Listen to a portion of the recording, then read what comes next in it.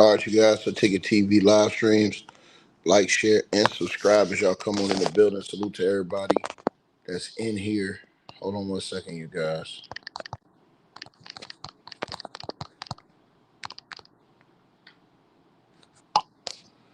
All right, my bad. Appreciate everybody that's in the building, man. And we can get right into this video, man. Y'all let me know if y'all can hear me in the comments, man. I'll let y'all know what's going on right now. I got a new update on Chauncey Billups, man, and it's bad, bro. It definitely is bad. I got a new update, though, on Chauncey and Damon Jones. They both go to court today.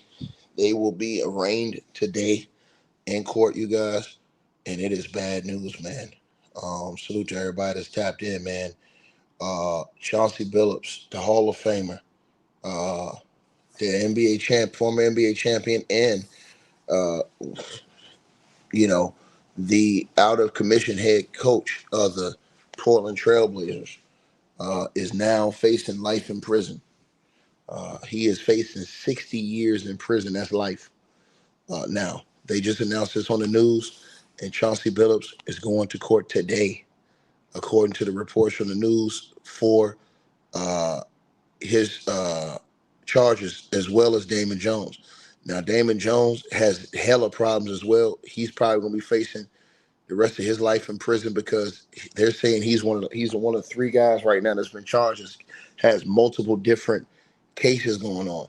Now, I'm going to play to you guys what they said on the news just now this morning, man, and it is bad, nasty work for Big Shot Chauncey Billups, man. It seems like man, bro, he's in for it, man. It's a sad situation, man.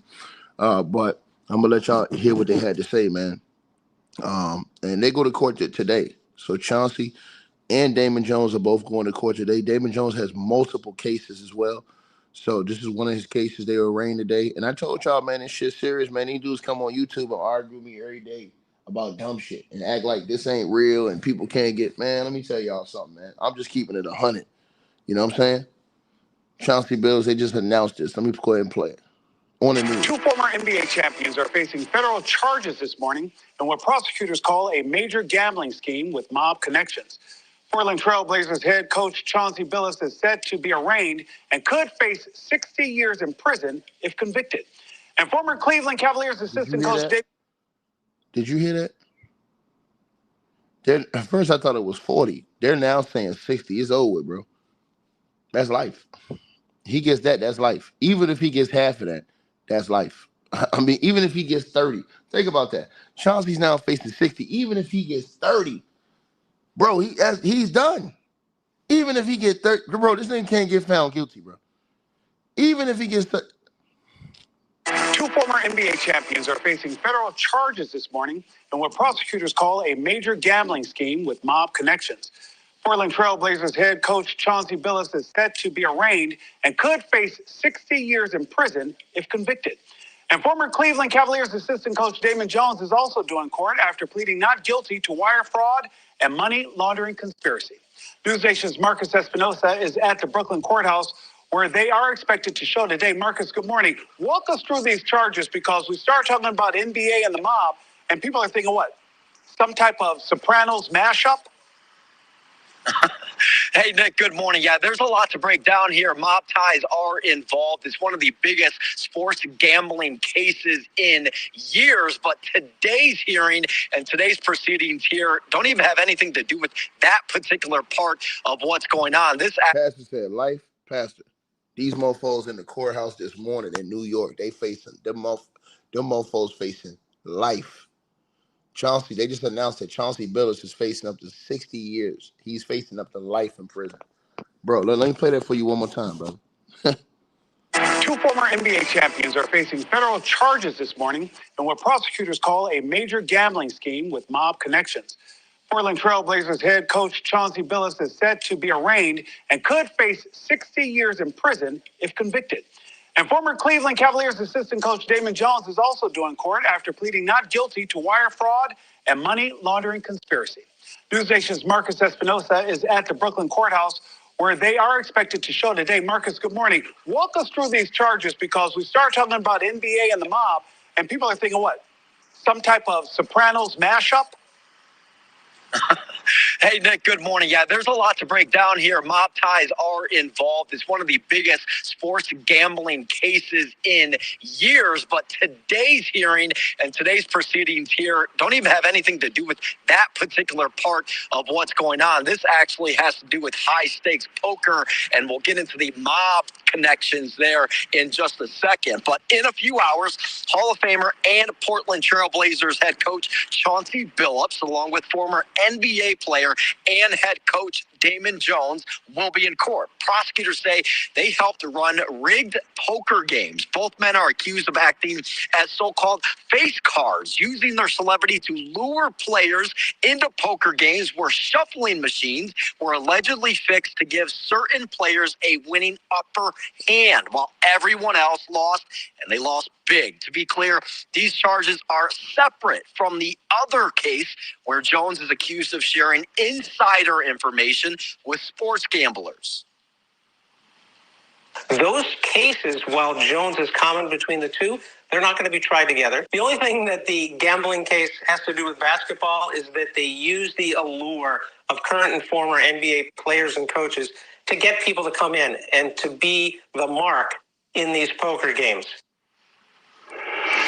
Now, Chauncey Billups is the only person in this case that has not yet been arraigned. He's going to do so today and put in a plea of not guilty, and then also bail will be figured out today as well here, Nick. Marcus, you say these cases are different, but you say that they're also linked to the mafia. Break that down for us.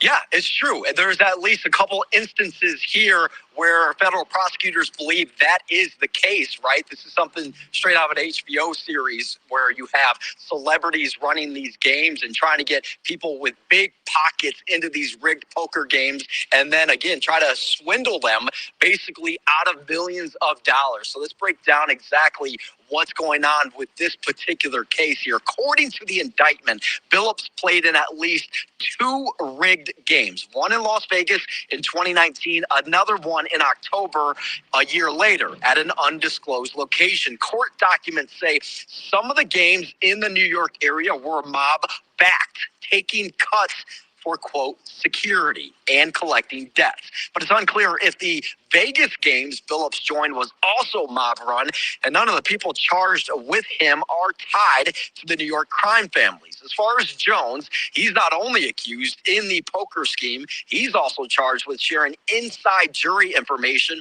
including a tip that LeBron James, a former teammate and longtime friend, would miss a certain game in 2023. Investigators haven't said whether organized crime played a role in that case. Of the 34 defendants across both indictments, Jones is one of only 3 charged in both schemes.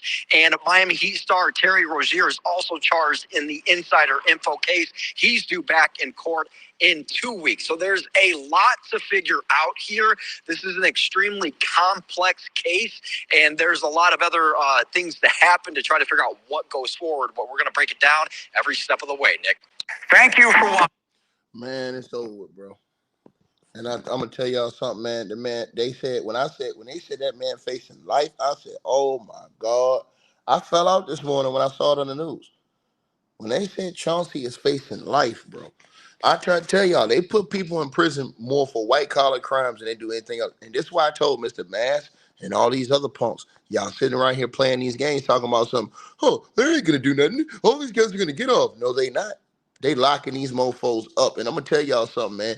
If you don't think, because that boy mama put her house up, and I'm talking about Damon Jones. If you don't think Damon Jones gonna get up there, and Damon Jones is facing 40 years, you don't think he's gonna get up there and go tell it on the mountain? Excuse me, Damon Jones facing 60 years too. You don't think he's gonna get up there and go tell on the mountain? Him and Chauncey Billups both facing life in prison. I mean, nigga, y'all lost y'all damn mind. Y'all lost y'all damn mind. Even if they get half of that, they done.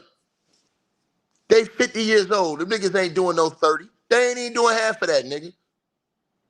They done. Life over. You think Damon Jones' mama put her house up for this nigga to go do 50, 60? Nah, listen, bro. And it's going to be more people bigger that's going to get got. I'm trying to tell y'all this. Y'all don't want to listen to me, but I bring y'all some of the best news update details that's in the business. And I told these people, all of them, Mr. Mash, all y'all laugh at these dudes come on the channel trolling. These dudes are trolls. That's what they are. They trolls and they buffoons. And they sit out here and make these videos. They fangirls. Point blank period. And they not in touch with reality, man. Because in reality, them white collar crimes, people getting more for white collar crimes than they getting for murder. People getting more for tax evasion than they getting for attempted murder. You got people, the boy, dude, Sam Bankman-Fried, go look how many years he doing in prison for fraud. Go look how many years he doing in prison. He had the FTX all over the NBA courts. Had Shaq name, Steph Curry name, all them dudes tied up in it because they were doing promotions. But they didn't know it was a fraud. But look what happened to him as the leader. He out of here. Look what happened to the dude who ran Aspiration over there, the company that did the deal with Kalai and them. He done already took a what you call it plea. He done already took a plea and said, you know what, man, I'm just gonna do the 25. Think about that now.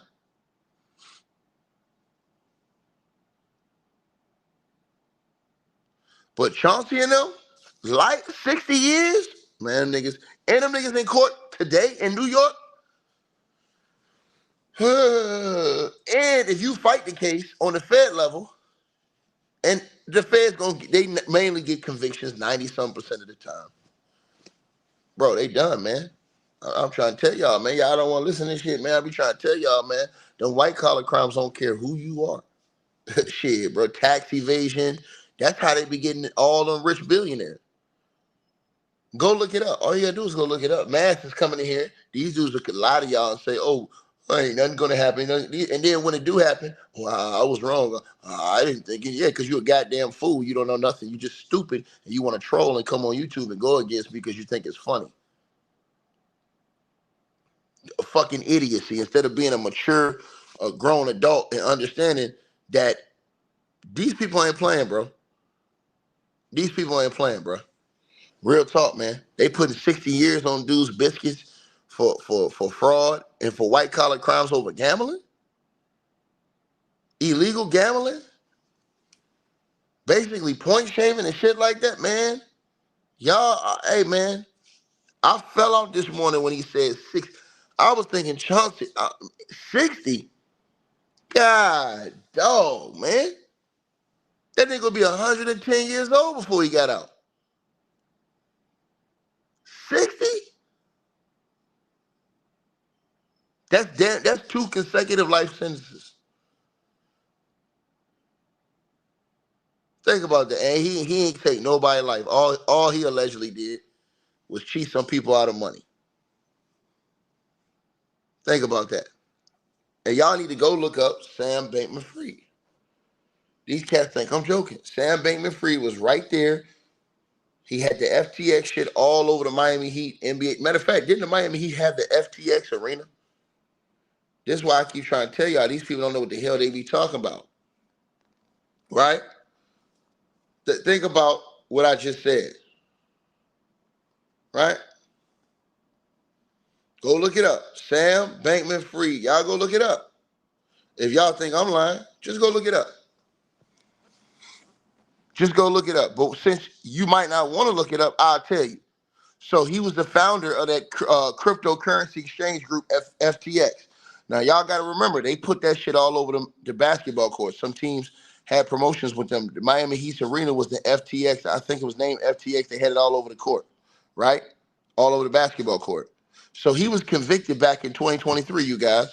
Now, remember, that had a big situation where I think they was bringing up Shaq name, Steph Curry name, and all that other stuff. But they didn't know. They was just doing promotions for it. You know what I'm saying? But he was convicted on 7 counts of fraud, you guys. 7 counts of fraud. Period. Excuse me. To the dude who says you talking about the max, they're not going to do 60. Look, you dumb son of a bitch. If you take that shit to trial with the feds and get found guilty, they doing half. Half is 30. That's life, you dumb motherfucker. Get off my channel, man. I don't have time for pure fucking idiocy. You block.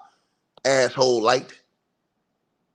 You a damn fool. And the nigga told me to chill out with the titles. Nigga, I'm telling you the truth. They're going to court this morning, you idiot. Chauncey Billups is pleading not guilty. He's fighting the case, which means when you normally fight the case, they go harder at you, nigga. Are y'all motherfuckers stuck on stupid? Sam Bankman-Fried, let me say it again. The motherfucker was sentenced to 25 years in prison for money laundering, fraud, conspiracy, and orchestrating an $11 billion scheme that involved misappropriating customers' funds, right, to his hedge fund. What the fuck is wrong with you people? He took a plea to get 25 years, you dumbass nigga. He took a plea.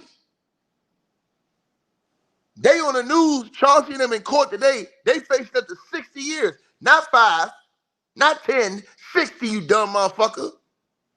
And the feds, nigga.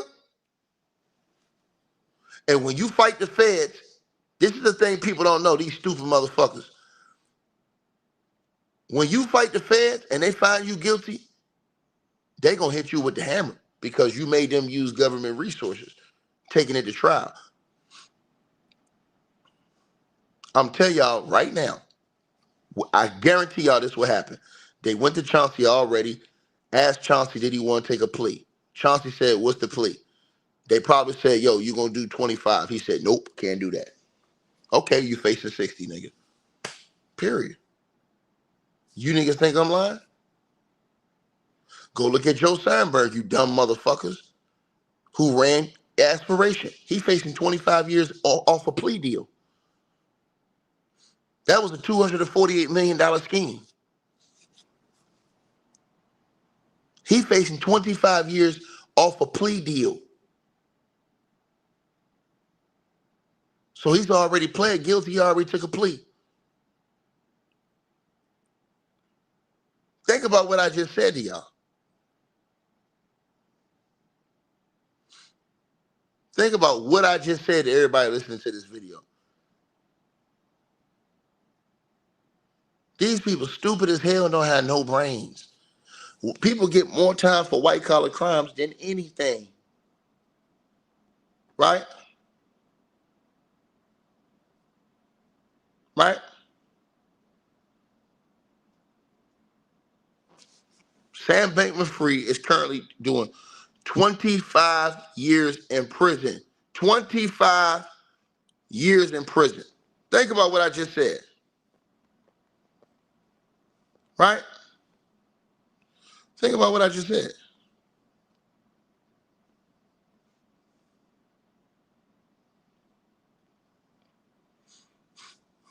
These people crazy as hell. And Sam Bankman-Fried was worth $26 billion. He was a billionaire. And Matt's gonna say, those billionaires ain't going to. Are you out your fucking mind? Sam Bankman-Fried's in prison right now. That motherfucker was worth $25 billion. If they get you on white collar crimes, you up out of there, bro. You go ahead and cancel that shit, dog. You go ahead and cancel Christmas. They get you on white collar crimes at that level, bro. Once again, Chauncey Billups goes to court today. That motherfucker facing 60 years. These motherfuckers get mad at me talking about, hey man, I'm telling you the goddamn truth. Actions. Portland Trailblazers head coach Chauncey Billups is set to be arraigned and could face 60 years in prison if convicted. And former Cleveland Cavaliers assistant Convicted. This motherfucker faces 60 years in prison. These dudes in here talking shit to me. Man, these people crazy as hell, man. Something wrong with y'all people, man. Y'all need to come in here running y'all mouth, man. Don't even know what the hell you talking about, man. But if you go look at all of those people, right, that's in prison, think about what I'm saying. Right? Right? Think what I just said.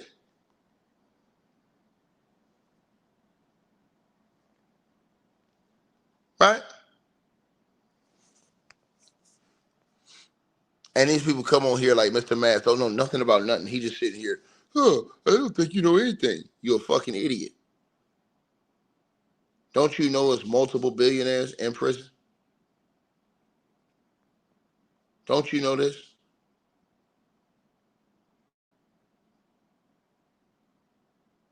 crazy part is wasn't Praz, the Fuji's rapper and investor, wasn't he worth $1 billion? Right? What about the dude Raj Rajatano, the dude from Galeon Group founder? He was the Galeon Group founder. What about him? What about Alan Stanford? Right? Motherfucker doing a 110-year sentence. He was a billionaire. He did a 110-year sentence. He's doing a 110-year sentence. And remember, he was sentenced back in the early 2010s. What about what's the dude's name from Mexico, y'all? Um,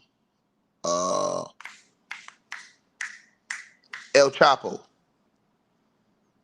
El Chapo was a billionaire. El Chapo got life plus 30, nigga. He in prison right now. They got him somewhere in the supermax. This motherfucker gonna tell me, oh, they're not putting billionaires in prison, nigga. I can name so many billionaires in prison on white collar crimes. Don't make no sense whatsoever. And I could just name billionaires in prison, period. Since guys like Mr. Ass think these dudes can just buy their way out of stuff. What's up? A Fed's batting Hold 950. on, hold on, hold on, hold on. What's up, Vondell? What it feel like, big ticket? Like I What's said, going? you're right. You definitely right on that. You know what I'm saying? You definitely all right on that. But I was just saying I want your thoughts on this. If they gave Diddy you know what I'm saying? You all on the Diddy case. You own that. What I'm saying is, so with my man's in the NBA, what you think they gonna hit him with? You know what I'm saying? He got a bag. He got Listen, a face in the league. What I'm saying let is, me answer that. I'm glad you said that. I just So want to. I just Diddy give me the got weight. Diddy Give got me the weight. Give convicted. me the weight. Give me the weight. Diddy got convicted of a lesser charge, right? Right? Yeah. Yeah. And everybody cried that he got hit with too harsh of a punishment for that. So what you think gonna happen if Chauncey Billups get hit with one of these charges where he facing 20 on each one? He So could you plead. saying? He could plead out, but they still gonna cook him. Hold on, hold on. I want to do the answer. He asked me. No, he Excuse not play. me. Hold on, hold on. So, He's not excuse listening. me. You Go ahead, think dog. Chauncey Billups, NBA, Detroit Piston, ring? You think they'll give him a little slap, but you think No, they they gonna don't give a fuck. crucify Hold that on. man to Let me the say this point? to you again. Let me say this to you again. The feds don't give a fuck about that shit, bro. No Chauncey Billups NBA ring. You saw they put them cuffs on his ass and went and yanked his ass up out that goddamn hotel That at was his 5 o'clock in the that was morning. his walk of shame. That was his You're walk not of hearing it. shame. No. I want no walk of shame, nigga. The feds ain't playing with you, nigga. The feds don't waste resources and do years of investigation to come play around with you, nigga. Exactly. They bat 950 at the But plate for a reason. bro, Chauncey Billups ain't the mob. That don't He's mean just he work. he's a fish. He's a They got fish. evidence. They He's There's a got people who've evidence. been fish. affiliated with the mob that get Hold on, Nick. cooked all Hold the on, Nick. time. Hold on, Nick. Yes, Shut sir. the Yes, sir. fuck Yes, sir. up. My fault. My fault, B. I got you. Hold on. So let me answer this nigga. So Chauncey Billups, here's the thing you got to understand.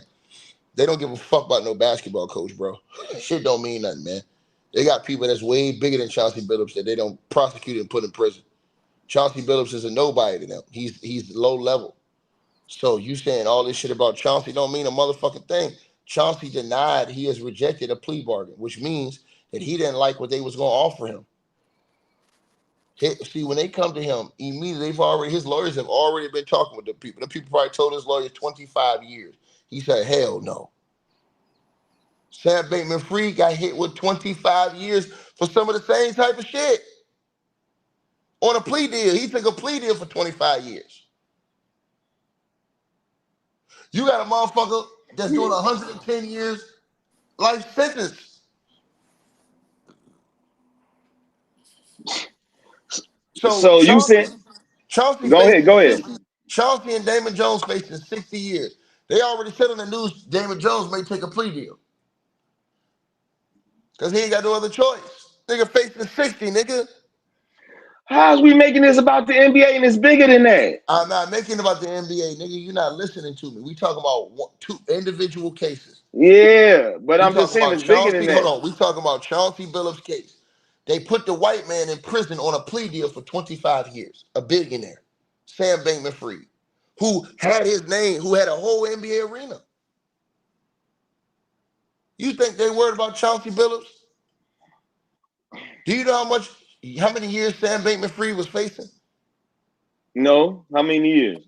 Okay, so look, you need to go look up, right? I'm gonna say Okay. it again. Okay. You need to go look up. His name is Sam S-A-M Bankman Bankman Fried, Sam right? Bankman. Right, Yep. Fried, right? I'm Sam Bankman. Fried, right? Right? Right? Yeah, same Bankman So free. I wrote so it down. uh Same Bankman free. so you need to go ask yourself how many years was he facing versus his plea deal. Now, Sam Bankman-Fried was facing 115 years in prison, nigga. He took a plea deal for 25 years. Chauncey Billups facing 60 years. The lowest plea deal he probably get 15, 20. He ain't trying to take that shit. He ain't trying to do nothing. That nigga 50 years old, bro. Is it the same case? Is it the same case, right? Was they doing the same thing? Bro, yes, hold on. Sam Okay. Bankman-Fried, listen, Chauncey's case, fraud, Okay. money, Okay. I'll pull up his exact charges to you. I See, want this, to see the weight. what you This mean? land of liberty. Oh, Let's what you go. mean? What you mean you I want want to to see the see the weight? weight. I want to see the weight. Oh, What you go, what talk. you mean the weight? What you mean? What you mean? What I'm saying is, let's see the case. Let's go. Let's see Sam Brakeman and Chauncey Billups. Is it the same thing? If they give him I'm not saying no, 125, no, he no, gets no, no, no, 60. no, no, Like no, no. Hold. It's along the same lines. What you call white collar crimes? Do you know what white collar crimes are? stealing money, Fraud. So yes, stealing money, Chauncey Billups. stealing money. Hold on. Chauncey Billups is being accused of wire fraud, money laundering, Wire conspiracy. fraud. Yes, nigga. Come on, wire fraud? Nigga, have you read the indictment? No. Okay, then why the fuck is you on here arguing with me then, nigga? What I'm just saying is, you're right. I'm saying wire fraud. Okay, go. I'm You're saying, right. why is You're you on right. here You're right. arguing? If you ain't even read the I ain't indictment, arguing. how'd you? But you Well, did come on here arguing. You came I ain't on here arguing with talking. you. I'm just saying is, Hold on. I'm You trying came to on here see. telling me. You came on here telling me, oh, Chauncey basketball slap on the wrist. Come on, ticket this at the third. It ain't I'm the trying same. to see. No, nigga. He's being charged. He's being accused and charged with money laundering. Wire fraud, money laundering, conspiracy. All those things he's being charged with, right? So they accused Chauncey Billups in the indictment of using those electronic communications to help facilitate what they was doing in that scheme. They said them niggas had Oh, X-ray tables, fake ass I heard all card that. shuffling Yeah. machines. These niggas had X-ray glasses, and they said that Chauncey was helping recruit people to come in there and get their head blown off in them fucking poker games, nigga. So he wasn't a fish, but he was an operator. Okay, my No, you're not fault. hearing me. Listen. I'm telling you. I'm gonna say it to you again. You're right. You're right. You're right. Right? You're So right. he was a part of an alleged wire fraud conspiracy scheme. You're Period. right. He also money laundering conspiracy Oh scheme. Those Lord, are what you call Lord. white collar crimes. White collar crimes. Sam Oh Bankman my Fried is gonna God. face. Sam Bankman Fried is in prison. He got sentenced to 25 years in the feds. Sam Oh my Bankman Fried. God. Hold on. Sam Bankman Fried. He got to do this. I think 85% of that time in the feds. The only way he'll get it, he's trying to appeal it, but he's not gonna win that appeal. The only way he's gonna get out early is if Trump give that nigga a pardon. That's it.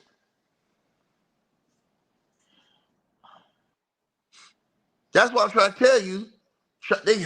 Listen. If you don't think they went to Chauncey together, Chauncey got people that's conspiring and giving information against him. When you Oh my fight it in the feds, God. when you fight it and lose, they gonna Oh hit you my with that. What you think God. they would have hit Diddy with if Diddy would have got found guilty of the I was, sex trafficking? They gave Diddy life. um, I, is this I'm not trying to mob tell you, act? Is this not white do the collar mob crimes, white I collar understand, crimes will get you more time in prison than do drugs, the and mob crack have cocaine and anything to shit. do with this? Do the mob have Yes, anything to do with nigga. this? Yes. Okay, that's all I need to know. I mean, bro, why y'all niggas come on here if you ain't paying no attention and listening, bro? I know, but I'm just saying it. So Where the rest of the people? Bro, what the fuck is you talking about with the rest of the people? The Is he niggas is is he in charge, nigga. What do you mean? is he gonna trick on somebody? Nigga, no, Chauncey Billups said he's taking his to trial. He's being snitched on by people in the mob, allegedly. Everybody else snitching. Everybody else snitching. I'm trying to see if he gonna snitch. Shit, Nah, well, everybody that's else. his fault. That's his Atlanta fault. snitching. Everybody else snitching. I'm Man, just saying shit. my man, you should be Gil said he's snitching. Gil man, said he's snitching. you should Everybody's be more snitching. detailed. You should be more detailed and know your information before you come in here arguing with me, bro. You're right, but I'm just saying everybody's snitching. When the No, no, snitching no, gonna no, no, start? no, no, no, no. Let's start right here. First of all, Gilbert Arenas is not snitching. He ain't on paperwork. He's just joking. Let's just keep that 100. The people who are really snitching, Chauncey Billups has people who have already gave information against him that was in that circle, which makes the government's case even stronger against Chauncey. Now, Chauncey is pleading his innocence, but I think Chauncey doesn't like the plea deal that they offered him. If they've offered him, but he go to court today. He gets So arraigned what today. you? So can I ask you a question? Give me your prediction on court today. Just give me just not what you know what I'm saying. What you No, it's think? not. What you think? He gets arraigned. He gets arraigned. He gonna go in that Okay. motherfucker, plead not guilty, and then we're gonna Okay. see what's up with it. We're gonna see what's up with his bail. He's probably gonna be put on house arrest, ankle monitor, all that shit until he go to court. Now, between now and the time he go to court, depending on what more evidence they find out that they come up with, because other people are gonna be talking and giving more evidence, he might end up having to take a plea deal if there's more damning evidence that come out against him. But the Hmm. feds, they don't play around, dog. That's why the feds, they have a higher, the feds, they take more time than the state. So state police, they'll just come in and charge you. But the feds, they want, I'm gonna make sure I get a conviction. That's why the feds got like a 98% conviction rate, bro. So I think they're gonna give him a P. Diddy deal. No, P. Diddy had a different charge, bro. P. Diddy got charged with the Mann Act. The Mann Act only holds a certain amount of years. P. Diddy's crime because he felt like the years he got was abusive to what the years he should have got. P. Diddy thought he should have been out of prison.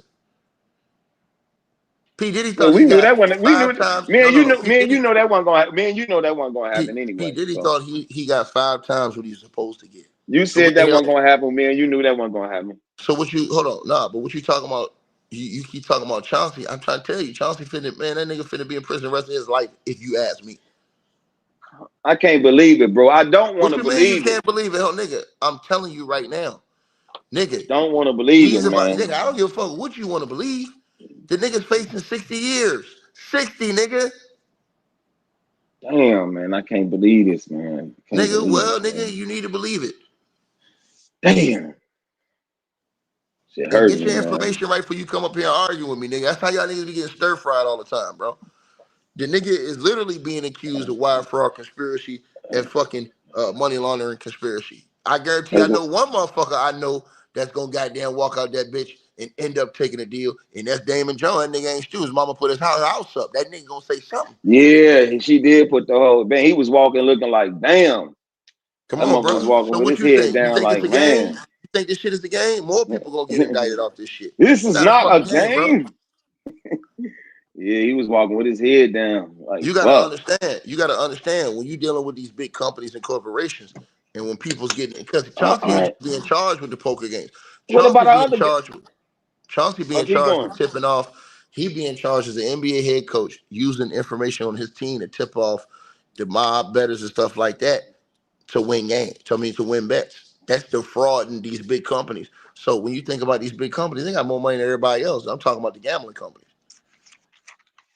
So when you allegedly defrauding them, man, that's your ass, bro. Rozier. Scary Terry, he facing 40. Oh my God. 40? You 40, got 40, nigga. 60. 40 orty, nigga. You want to keep going? 40. So what is this? Is this the same as Chauncey's? Here's this throwing games, giving information, throwing games and giving and aiding and abetting in the scheme to defraud the same thing, fraud. Basically, what he did is basically point shade and fuck with his performance to help the mob win bets.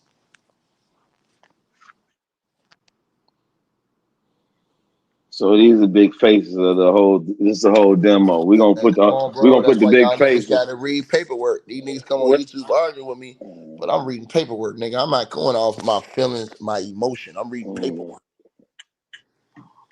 And you know what? I'm serious though. I know we looking at 60-40, but dude, you know how many years that is between both of them? No.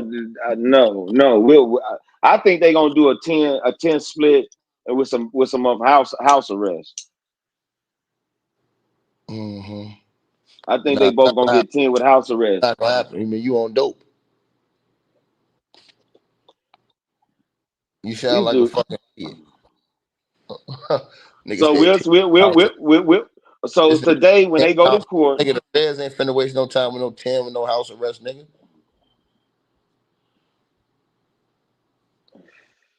That's not how the so feds work. so can I ask See? you a question? Here we go. We're gonna But flip it to you. If you was in this situation, you had their money, how would you get up out of it? what you mean if I had their money? If you had a hundo, 60 million, 80 million, 100, Hundo. how much Come on. challenge million? Hold on. First of all, Damon Jones is broke. Fuck is I'm you talking about talking? Chauncey and Rozier. How you know how much money Chauncey got? The way they talking, Chauncey owe money too. You don't think he got like 50 or 60 mil? Man, nigga, a lot of these niggas ain't got no bread, nigga. You don't know how them niggas is living check to check, nigga. But don't we got friends? Don't You we not got listening, friends that nigga. got No, nigga, ain't no friends coming to step up now, nigga. You smoking? You think any friend with common sense gonna put his nose in Fed business? Fuck Trump out said, of I here, know nigga. big ticket. I know big ticket. I need a Man, hundo, big ticket. you Big on dope. ticket. I know big ticket. I need a hundo. Man, what's wrong with you, man? Ticket like ain't nobody getting him no bread. Bro, ain't nobody going there touching that. You seen what happened with Diddy? Did anybody go near Diddy? Man, I ain't gonna lie, hell no. All right, then. Cut that capping ass shit out, man. All right, man. I'm just trying to get thinking like, man, motherfuckers ain't got no friends right now. No, nigga, that's what happened when you go to the I'm feds. talking Because about all these ballers, all these because millionaires. what's gonna happen is people gonna start looking at you crazy if you step up all of a sudden start putting money back. You're like, hold on, what the fuck? Then you gonna be under investigation, man. Nigga standing back, bro. Nigga Damn, man. being quiet and watching how this shit play out and hoping that motherfuckers don't come sniffing and scratching around them. Damn, I thought we all had bread. I thought we got bread to get out this, man. What you Don't mean? nobody Have love us no more? the nigga put his family, his mama house up, nigga. The fuck you mean? That lets you know that nobody come with no bread, nigga. That lets you know that and you don't think he called nobody for help? Niggas ain't helping that nigga, man. Cut this capping ass Chauncey shit, bro. Chauncey a legend though. That don't mean He's a shit. baller Legend don't mean a legend. motherfucking thing, nigga. R. Kelly was a legend, nigga. Who came to help him when he was in trouble? Not a R. Kelly, motherfucking yeah. soul. Once you get in that Fed He trouble, right. you done, nigga. Come on, man. Nobody stepping up trying to put themselves in that situation, bro. Cut this cap out, man. You making yourself look bad saying this shit. Salute ticket. I'm, Man, I'm trying. Montavious, man, I don't know what's wrong with this nigga, I'm man. trying to see if some love out there for my man. Damn, y'all Man, ain't don't no throw him. love, nigga. You out here talking fairy tale shit, man. Well, I'm Montavious, gonna tell you. I'm gonna man. tell you how it goes. If they have to look up your own visits when they come visit you when you lock down, let alone somebody who's putting money in your pocket, they're gonna investigate that motherfucker from the soles of his feet to the top of his head. And if there's anything, I mean anything that's in their past, if there's and don't let them have a criminal past, then they might reject them helping you. This is not state. This is feds. Damn. Well, y'all right then, man. Look, damn, it's over, man. Damn, it's over. Montavious, this nigga come talking about some, hey man, Chauncey Billups, he a Hall of Fame best. Man, I don't give a fuck about that shit, nigga. They got other Hall of Look, Famers in prison, nigga. They got Okay, take it. I motherfucking want to ask you a question. What about LeBron James? What he got to do with this? the man Damon Jones used his name and information to tip off bettors. and not just that, ticket. You hear how Maverick Carter out there talking shit now. talking about how he knew LeBron James ever since he was X amount of years old, and he's always been a betting man. He comes from a gambling man and a gambling family, and with the damn mob with mob ties. Shout out to Kwame Brown. He broke that whole damn thing down. He's like, why would you, as LeBron's man, start going out here doing an interview about how you learned how to gamble? He can remember all these detailed ways of how to gamble That and how to do interview, this. but let me say this: we don't know when that interview happened. We just know when they put it out. I get it. A motherfucker might have been sitting on that, and then damn, this comes up, and then now it's convenient to put it out because it's in the algorithm. I agree with that. But then remember, this is the point that Kwame made. You have all these detailed information and this good memory with this, that, and the other. But when the feds ask you, did you bet on Laker games? You said you don't remember. Yeah, I mean, you gonna tell the feds that. You gonna say I don't remember. I mean, that's the feds. Right. You ain't fit to tell the feds. Yeah, I remember. Yeah, but this is starting to gather steam. And when the feds got you, it's like the Venus flytrap. You ain't getting out. You're gonna lose something in order to get out. I just don't know why this dude on the call right here, this nigga delusional, man. This nigga talking about, hey, man, that's Chauncey, man. He gonna hit a nigga with a slap on the wrist, man. He a basketball player, Tiki. Come on, man. Nigga, they don't give a fuck about none of that shit, bro. Man, and what I'm just saying is, ticket. I'm just comparing it to the simple fact that I understand that, what I'm saying is, I'm looking at hip hop, basketball, cool. We looking at what Diddy did. We looking at what Chauncey did. I'm just saying it's on a level of skills. We gambling. We ain't okay. We have a baby war beating beaches down. You know what I'm saying? Excuse my language. We beating women down. But I'm just saying is a gambling or beating a woman down. You gonna crucify me 60 years and dude then up here strangle somebody, stress him out, beat him down, baby oil them up, Pink Panther them out, and you finna give me 60 years? Man, I ain't going down. Okay, Because I took some white boy money. You're trying to compare apples to oranges, not apples to apples. We're talking about an individual or individuals that were having gathered, organized, betting, things, and you have another person that was putting parlays on himself, taking himself out of the game, or even what Chauncey Billups was accused of. He's leaking information of how he's going to coach or the way he's going to put players in or take players out. Leaking that to bettors, that's federal. That's something like old school bootleg. What's that? Bootlegging. During the Prohibition era, they take that shit serious. And let's not forget one thing. If there's one thing that the government loves more than anything else is its money, and the second thing it loves more than anything else is fucking somebody up who affects that money. So that whole entertainment stuff is one thing. But betting on sports has always been, or ruining the integrity of a sport or anything like that, dude. That they will make an example out of you. And if you fuck around and you black too, they're gonna super duper make an example out of you. Yeah, man. I think Chauncey. Think about this: if he end up going to trial like he said he going to, he found guilty. They're gonna get that motherfucker like 40, man. He out of here, bro. And something Tiki was discussing not too long ago, because he's always pulling up information. You have to understand the way the feds work. The feds want you to talk so that they can get the head of the snake. If you force them to take you to trial, they're going to show no mercy to you. I tell you, I'm trying to tell this man because they spend so much money and resources in investigating the case. They're not finna put you down for just a little bit of, you know what I'm saying? The only reason Diddy got because they could only get him on the Mann Act, but he still felt like they hit him with way more time than he was supposed to get on the Mann Act. You know what I'm saying? Just because how bad they had a hard on for him that he felt like. So when you talk about a case like this, where Chauncey is getting hit with 20s on each of the three different counts, man, it's over with, bro. Okay, I didn't do my research, but the guy who was playing baseball, his manager stole. He was betting. How much time did he get? The Chinese dude. What you mean? Now, the thing about that, I don't mean to cut you off, Ticket, but the thing about that is Shohei Ohtani had plausible deniability, and he used the translation gap as one of the reasons why was presumed innocent. But if I'm not mistaken, his translator got like damn near close to 10 years. He got how much? He got close to 10 years, but you have to understand Thank you. he also Those charges ain't the same. snitched on Thank somebody. you. Thank Hold on. you. You're not listening, bro. You're not listening. You're not listening, brother. He also had to tell. He also had to talk like Teddy Ruxpin to get that 10. No. Hold on, bro. Hold on, bro. First of all, you're talking about a whole different set of charges, right? Right. Yep. So people got to understand this, right? He was facing only 30 years.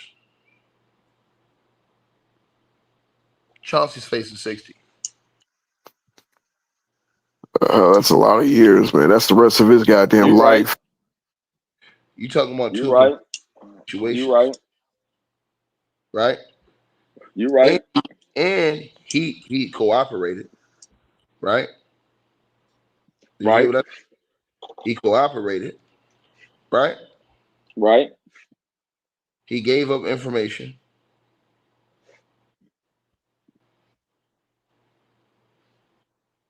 And now, so that helped because he cooperated. He gave up information, and his charges wasn't the same.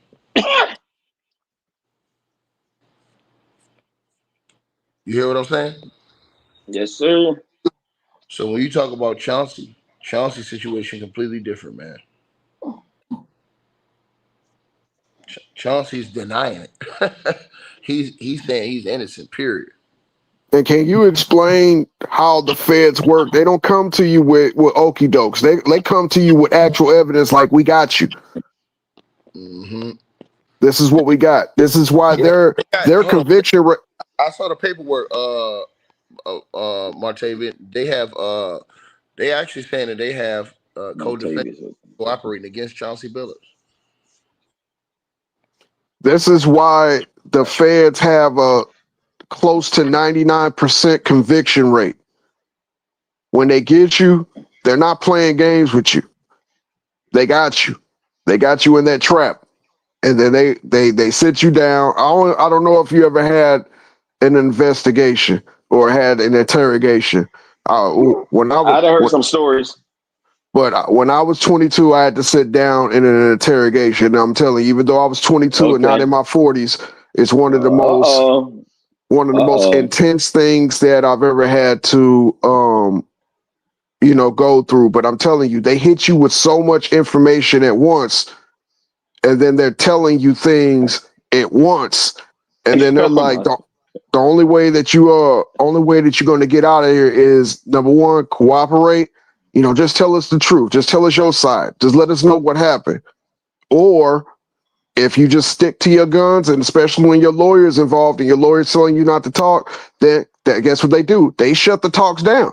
They don't keep pressing you like first 48. They're like, okay, your lawyer says you don't want to talk. Cool. Then we're just going to give what we got to the prosecuting attorney, and the prosecuting attorney is just going to start pushing for trial. Your next court date, if you're out on bond, or if you even not out on bond and you locked up, when you go into that next preliminary, the judge is like, okay, cool. We already see we got evidence to move forward. When do you want to go to trial?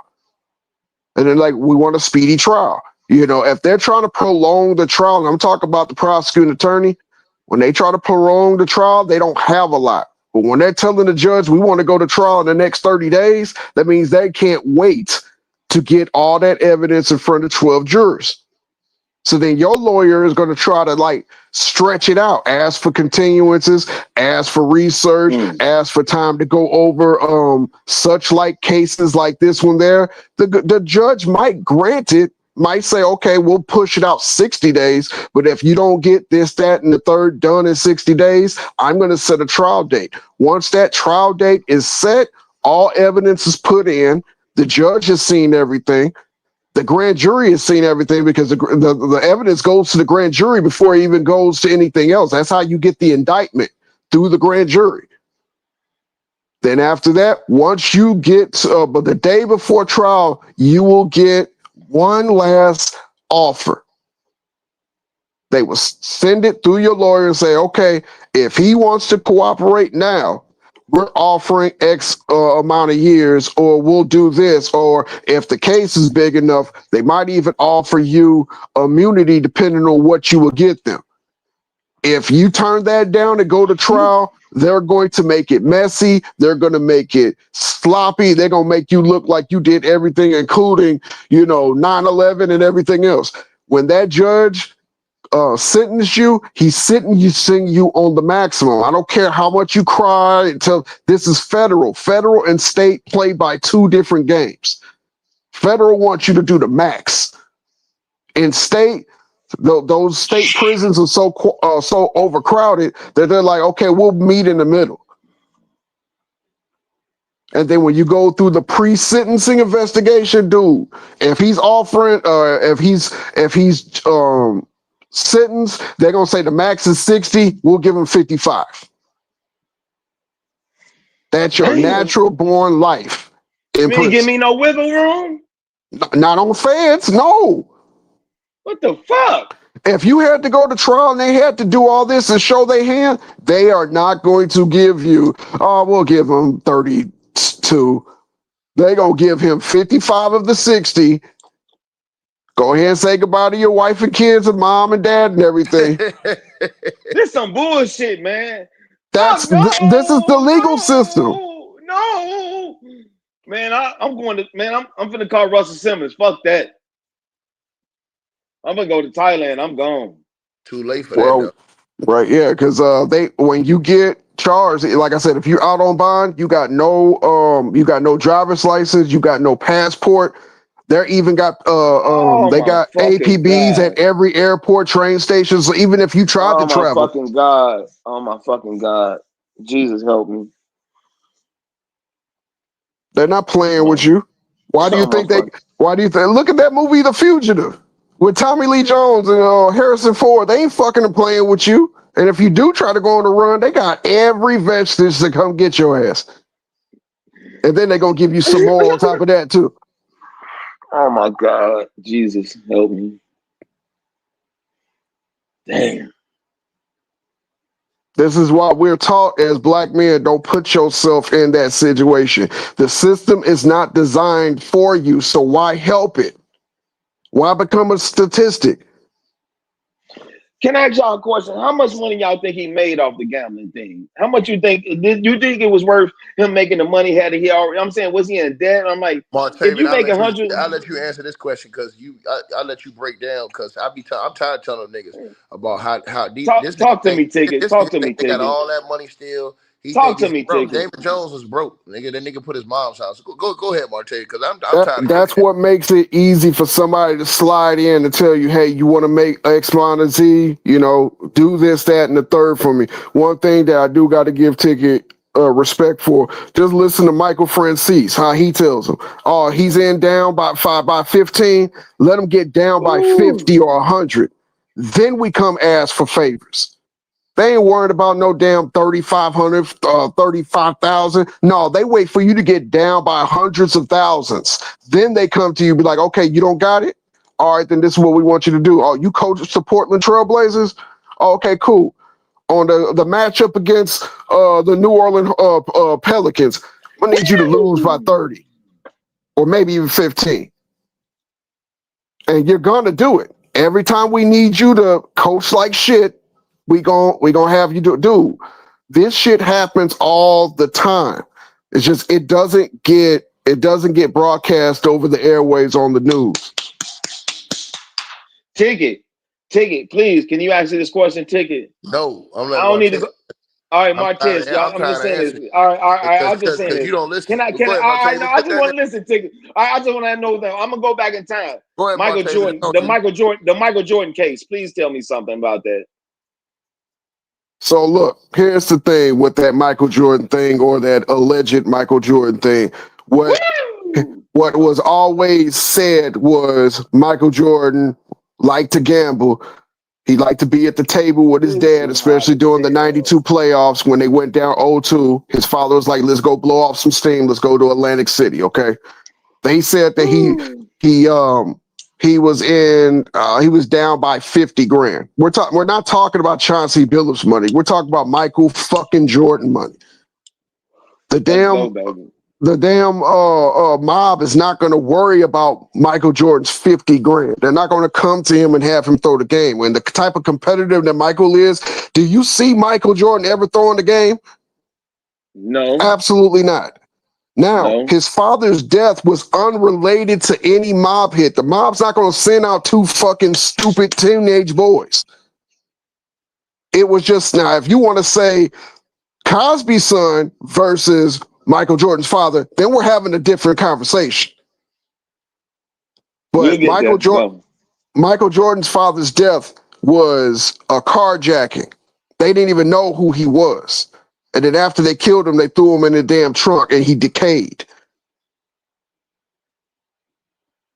You know, it was never anything that was going to tie Michael Jordan to any type of mobs. Now, was it a good look that Michael Jordan was up there in Atlantic City during the playoff game? No, it wasn't a good look. And the fucking media deep fried his ass. That's why for the rest of the '92 playoffs, he went on a media freeze out. He didn't talk to the media. Even all the way up to the finals, he did not talk to the media because how they covered him during that Knicks series. It's not like he was doing it in the first round against Miami. It's not like it's not like he was doing it in the Eastern Conference Finals, the finals. No, they went down 0-2. He was frustrated on his shooting. I'm sorry. Everybody's saying 93. Thank you. I'm sorry. It was 93. I'm so sorry, everybody in the chat. Thank you for correcting me. But, him and his father was close. His father liked gambling just like Jordan liked gambling. That's one of the things they had in common. His father wasn't a sports guy except baseball. This is why when he died, he went to go play baseball. But even after, 32 years going on 33 years, there has never been anything that connects Michael Jordan to mob ties or betting on the NBA games. I don't give a fuck what Skip Bayless or any of his detractors try to say. It had been came out now. Now, if Jordan was down by $2 and $3 million, that's one thing. 50 grand to the greatest player of that generation? No. Not only that. Remember, Charles Barkley was down bad to a lot of casinos in Vegas. Mm-hmm. They didn't even broadcast it the way they broadcast Michael Jordan in Atlantic City. To the point to where those casinos took Barkley to court and won. So, these are two different things. True that, but excuse me for cutting you off right now, but they did say that they did show that Michael Jordan had to sign a check to somebody that he owed on a gambling team. He signed a check to a guy on a golf course. Yeah, but that's like bullshit, But if me and you went to go play golf, I don't play golf. But let's do apple to apples. Let's say me and you go 1-on-1 on the court, right? Yeah. We're talking shit. You know what I'm saying? You getting the best of me, I'm getting the best of you, and then we're like, well, fuck it, let's put some money on it. You know what I'm saying? And then you end up beating me, like good game, and I hand you $500 because that's what we betted. That's one thing. That's between me and you. Where it becomes federal is when this 1-on-1 between me and you. Let's go ahead and let's involve 3 other players, then 5 other players, then 10 other players, and then we're all going 1-on-1, and we're cleaning up. That's where it becomes organized gambling. That's illegal. Can you ask my question? What I'm just saying is, do you think gambling was going on with Michael Jordan? And what I'm saying, this is nothing that happened overnight. This has been going on, I think, forever. So you don't think it was going on with Jordan and Barkley and them? You don't think they was gambling on the game? What I'm just saying is, right now, it's so publicized, it's so good because you got online betting right now. The internet wasn't big back then. We was doing a lot of stuff undercover. So what I'm just saying is, right now, I think it's more publicized because of the internet. And what I'm just saying is, back then, I think it was more undercover. But you don't think it was more then than now? You don't think they was gambling harder like they was doing now? But just like we didn't have the internet, we didn't have FanDuel, we didn't have all these betting sites Yes, back in the yes, 90s. yes, Okay, yes, that's number yes, one. yes, But number two, yes. you gotta think about who the people you're talking about. We're talking about Jordan, a hardcore fucking competitive man. If anybody would have told him to throw the game, I don't see that being in Jordan's nature. I just don't see it. What only thing I was seeing Jordan's nature that he would bet on himself. I don't see him ever betting against himself. So let's go back. We can go back. We can go back. Let's go in the game that was on YouTube when he said, "Man, Mike was betting on the game." He said he owed us $400. He had the point. He had 40. He had 40 points. He looked to the bench like, "Got my $400." So that's betting on the game. What do you mean? That's betting on the game. You mean when Michael, against Phoenix? you know what I'm talking about. He hit that shot and then they was betting on the game. It's right. You know what I'm talking about. He looked at him like he put the four up like had my $400. First of all, it was $200. It was against Eddie Johnson It was and 400. It was 400. He said, "Have my 4." He had 40. He said, "If I don't hit 40, if I hit 40, y'all gotta give me 400." I got to go back and look at. I got to go back and look at that Eddie Johnson interview. But again, that's between him and Eddie Johnson. That's not between him and the whole Phoenix Suns, including the coach and all that other stuff. We're not talking about somebody betting on themselves. And hear me out when I say this. We're not talking about somebody betting on themselves on a parlay and they don't even make the fucking parlay. Having the ability to go over your numbers and you choose to go under it and then fake an injury. We're talking about a motherfucker saying, "I'm gonna put 40 on your ass," and then you say, "No, you won't." What, like, want to bet? Between me and you. Okay. And then I'll put 40 on you in 3/4, and then I'm like, "Yeah, I'm gonna need you to go ahead and give me that." Because guess what? After everything that we're talking about, guess what? Jordan beat Phoenix in the exhibition game. Salute Tyson in the chat and everybody in the chat. Mike Miller in the chat. Salute everybody.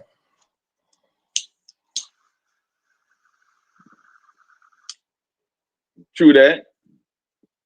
I got Mike Miller in the chat that says Eddie Johnson and another player paid $200 apiece, so that will be $400. So you're right. We're talking about somebody who also manages his money to a different degree than a player that was a Finals MVP, and by the time his 15th year out of the league was over with, or however long it was since the last time he played, was broke. But we will say Michael Jordan got a gambling addiction. I'm not gonna say addiction. I'm not gonna say that because I don't hear his name in the news like that. I just He's don't. not in the NBA no more. But he's still the fucking icon of the NBA, even to this day. This man hasn't played since 2002, and we're still talking about him versus LeBron. So he's still an icon. He's an icon, but his gym shoes are going down. What does that have to do with the conversation at hand? I know, but I'm just saying is new icons coming up. And what I'm just saying is he did the same thing that what I'm saying is you learn from who you play with. Michael Jordan was a big gambler. They learned from him. But you're acting like Michael Jordan was the damn stature of gambling, and he was not. We have many other individuals that gambled before Michael and after Michael. So, I just gave you Charles Barkley, Sean Kemp. There's many others. I don't got the names in front of me, but Michael was the most polarizing. But after what happened in 93, he wasn't in the casino like that, especially after losing his father, because again, as I said to you, Michael went to the casino with his dad because that was something that him and his dad could spend quality time with. When his dad was gone, all that shit went away. He didn't have his dad anymore to go and do thank you, chat. Antoine Walker was a fucking horrible gambler. Look that shit up. I Look know, at how Twan. I know Twan. He was gambling with Mike and them. You know what I'm saying? That's how he lost his $100 million. No, he did. You can't put that shit on Mike, or he was doing it with Mike. Not that Mike, he was influenced with a lot of them people gambling, bro. look, between Michael Jordan and Antoine Walker, Michael Jordan been retired before that motherfucker lost. He lost that damn $100 million contract right after he signed. That's why he was on the 98 or is it the 2000 or 99 NBA Live cover. That's when he signed that damn massive contract. He wasn't there with Mike. I don't give a fuck what nobody says. That nigga lost his contract because he didn't know how to gamble. You can't just say gambling and then automatically go to Michael Jordan. You're right, but he did a lot of bad business deals too. So how's that Michael Jordan's fault? What I'm just saying is he hung with Mike when he was younger, and I used to be around him, bro. What I'm just saying is you be influenced by people. If you hang with what I'm just saying is if you hang with somebody that you look up to, if you're like, okay, bro, what I'm saying is if I know your contract 50 million, you know what I'm saying? I'm like, cool, okay, you got a 50 million contract. You know I'm a billionaire. Hey man, woo, we gambling, man. Put up 30, put up 20 million, put up 30. They gonna if they see you got a problem, they gonna break you. You ain't helping me, you breaking me because I'm trying to be like you. All that is speculative, dude. That is just a narrative that you can't even give me no goddamn facts with. Michael Facts, what Jordan I'm ain't saying is going. we influenced by the people we look up to. No, you're influenced by people you look up to. Don't put that on me. I know a lot of people that gamble. I don't gamble. I know a lot of people that do fucking cocaine. Do I do cocaine? No. True that. But I'm just saying is, bruh, how many people come in and say they look up to Kobe? How many people come in and say they look up to these guys, man? I'm just saying, how many people are actually doing it versus the people that say they are? It's easy as we think it's harder than we know. You're right about that. Dude, the thing about it is this don't have nothing to do with Michael Jordan, so I'm gonna leave Michael Jordan the fuck out of it. You're right. I'm saying I ain't trying to go down that road, but I'm just saying is that we got to watch how I'm just saying is that what I'm saying is, sometimes as I was looking at NBA player talking about like some people need to be coached and need to be not led astray because sometimes we be influenced to do things because we see somebody else do it. But again, we're all free moral agents, every last one of us. Now, I don't know what you do for a living, but I'll tell you what I do for a living. I'm a truck driver. I have a CDL. Okay. I can't just get a ticket because if I get a goddamn ticket, say goodbye to my CDL. So guess what that means? I gotta make sure that my T's are crossed and my I's are dotted every fucking time. I can't be like, well, somebody else with a CDL speeds all the time to get tickets. That don't have shit to do with my livelihood. I'm in control of me. I'm not in the control of we. Only me. So if I go out here, do something stupid, lose my damn CDL, lose my livelihood, I can't say, well, back in 1992, the dude named Charles Otis got about 6 tickets and he never got his damn I can't do that. Chauncey Billups brought this shit on himself. You know what I'm saying? Yeah. Terry Rozier brought this shit on themselves. They have to pay, they got to pay their way. And I can't feel any sympathy for you when you've made more money in 10 lifetimes than I will ever make and you just blew it. I just can't feel sorry for you on that. Because guess what? We're regular people down here. Well, you know what it feels. You know what it feels like to live check to check, right? You know what it feels like to have to. You have to decide car payment or rent payment. You know what that feels like, right? Yes, sir. Every day. So every day. If you had $30 million in the bank, would you just be like, "Oh, I'm going to start a gambling ring, or I'm going to participate in a gambling ring, or I'm going to blow through my money"? Absolutely not. Hell no. Hell no. You know, this whole conversation is about Chauncey Billups' poor choices and how it's coming to bite them in the ass. When I made a poor choice and I had to go to that legal system, guess what? where ain't nobody was holding my hand, where ain't nobody had their pom-poms looking at me when I had to go every month to court.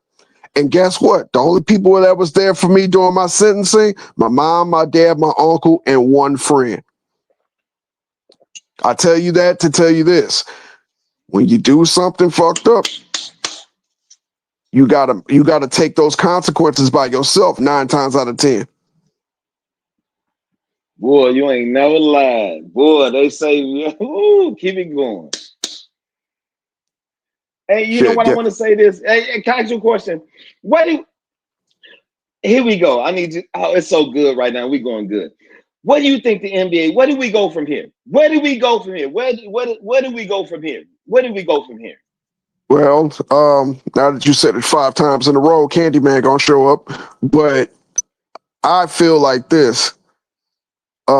When something is circling the bowl, you just got to let it flush. This ain't just an NBA problem. We're getting ready to find out next couple of months. This is a sports problem. Once they got in bed and laid down with that dirty whore called gambling, Woo!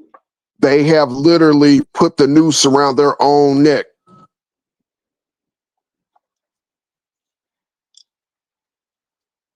You know, it's gonna come out. You know, they already got a probe in NFL, and you know, that's going to be interesting because you're going to find out that some of those guys that look good during the regular season, and then when they get to the playoffs and their nuts shrink, Yeah. maybe it ain't just them not being nervous. Maybe it's a parlay. They got to a family member. Look, I got a question to ask you. Have you Okay, ever give it to seen me. Have you ever seen the movie with Bruce Willis and Damon Wayans called Last Boy Scout? Last Boy Scout. Let me see. Came out Bruce in Willis. about 91, 92. Great movie. The whole premise was this exactly what we're talking about. Bruce The Willis. Last Boy Scout. Boy Scout. God damn. Let me see. I'm gonna look it up right now. Go on, keep talking. See, the premise about it was it starts off on a Friday night football because they couldn't say Monday night football because it was a fictitious football movie. Okay. There's a football player played by Billy Blanks in the first 5 minutes, and then he gets a phone call and says, "You know what you need to do." He's down bad, so he gets the ball. You know, he's supposed to go in for a touchdown. He misses the touchdown, so he gets up and he starts running, and then he pulls out a gun and starts shooting the doggone players that's going to tackle him. And he goes all the way in for the touchdown. And then next thing you know, cops on the field, they got their guns drawn on him or whatever. And then he says, "Ain't life a bitch?" And then he, unalives himself. Now, come to find out after, Bruce Willis is a private detective and then he ends up getting hired by a young Holly Berry, and she's saying something about she's been getting some threats or whatever. And then Damon Wayans is her damn boyfriend. So after an interaction with them, he kind of breaks down Damon Wayans. Holly Berry gets killed by the people that is threatening her. Okay, so come to find out. I'm just gonna, if y'all seen the movie, y'all don't need me to sit up here and tell y'all, spoon feed y'all. Come to find out, it was a government official in bed with the owners where they were betting on players, and then that's how Damon Wayans' character ended up getting out of the league because he wouldn't take a bet. So what they did was they used his painkiller addiction to get him the fuck out the league. And then when Bruce Willis' character found out that this was bigger than just one player's gambling, it pretty much melted the league. But if you haven't looked at that movie, it's a great 90s movie. It was pretty balanced, had a lot of good actors in it. It's a great movie, but this is the one thing that I want to tell everybody. If they put it in movies, whether it's technology, storylines, or this or that, it's already either happened or it's about to happen. You can go back to the 80s when you watch Star Trek, and what did they have in their hands? They had tablets in their hands and they had Bluetooth and all that other shit. We thought it was cool back then, but guess what? We're doing that shit right now. When it comes to gambling, people see a number and you might hit. You know what I'm saying? You might hit, but guess what? Once you get that rush of endorphins, you got the cocaine in you now. So now you think you're going to hit harder and you want to go bigger and you probably didn't already had a jackpot. I know too many people that used to go to the damn nickel casinos on a 20 line, get a 35, 40 jackpot. And then they would go the next weekend and sacrifice their damn paycheck to try to hit that or chase that high again. That's why they say, and yeah, shout out to the chat. We have Terminator as well. Skynet, come on now. All these companies, what do you think? AI? You see how AI is going off the rails? Exactly. Whenever I saw AI video that had Michael Jackson running out of KFC, I was done. I was like, I'll see where this is going. Sounding, looking exactly like the King of Pop. Look, the one thing that has always been humans' problem is they can't get out their own damn way. Can't get out their own way. Gambling is just like an addiction to cigarettes, alcohol, cocaine, or any illicit drug. Once you get the endorphins in you, and once you try to chase that high, you will either go broke, you will start doing unsavory things to continue to chase that goddamn high, man. And gambling is no different. And once this curtain goes off on all the sports, we're really going to see exactly where we are in the stream of times. And I'm going to leave it at that. But anybody that reads the Bible says the love of money is the root to all injurious things. Not money itself, the love. You got to venerate something to love it. So this ain't nothing new. Greed is a part of life now. The same damn ESPN that's talking shit about these players is indicted. It's the same ESPN that got fucking FanDuel and betting sites at the bottom of their damn scroll. So how hypocritical does that sound? Gamble, gamble, gamble, do parlays. But if you're getting caught gambling and doing parlays as an NBA player, we're going to ostracize you. That don't make any sense. That's just like telling your kids, don't smoke cigarettes, but then as a gift, give them a pack of cigarettes. I don't get it. Oh yeah, Truth Over Emotions, Blue Chips. Another look. How many times has the movies Blue Chips came to fruition? How many times we've seen it with Calipari, with Patino, with other coaches, and then everybody say it's a great movie, but they're telling you what's happened behind the scenes. They put some good actors in there. We all feel good because it's a good movie, but in actuality, behind the scenes, they're still doing it. I forgot about Snake Eyes. Yeah, when he threw the fight, and then he found out he threw the fight, and they had to shut him up. And if it wasn't for the chick, they'd have killed him in that damn back room. And all the way he ended up having Nicolas Cage character had to do some time after that, after he snitched on everybody. Great movie. Very, very good movie. And it's funny that the black dude that played the boxer always playing the boxer in these fucking movies. Same dude that was gonna knock somebody about to get knocked the fuck out in Harlem Nights. And he playing another boxer. That's crazy. But yeah, they show it to you. They make you intrigued. But see, the thing about movies and music is it's subliminal. Now, I don't want to sit up here and put a fresh sheet of fucking aluminum foil on my head, but everything about movies and music is subliminal. They want you to think it's just fiction, but it's really real. These things are happening. These things are going on while we sitting up here getting some good sleep. These things are happening behind the damn scenes. We don't know. Outbreak, another thing. What we just went through, C-19. It happened just like Outbreak with Dustin Hoffman and Omar Gooden Jr. Or not Omar, Cuba Gooden Jr. It happened. You see how fast that shit spread? It happened. It took one person, and the next thing you know, we sheltered in place. And as soon as that happened, they took Outbreak off of Netflix and Amazon for a couple months. How the government knew JT Walsh character in there was telling how it should be a hush hush when he was shown the pictures of how fast this damn disease was going to mutate. And he was like, we gotta eliminate this now. We can't go to the public and then end up spreading through that damn town so damn quickly within 48 hours. And they had to quarantine the whole town. Now, in actuality, they would never have been able to quarantine that whole town the way they did. And if you remember, when people tried to break out that town, what did the government do? Shot those cars down. Remember when they shot down that pickup truck that had all those people in it? And don't even get me started on The Simpsons. We'll be here all fucking night. Future King. We'll be here all night if we start talking about Simpsons and everything they predicted.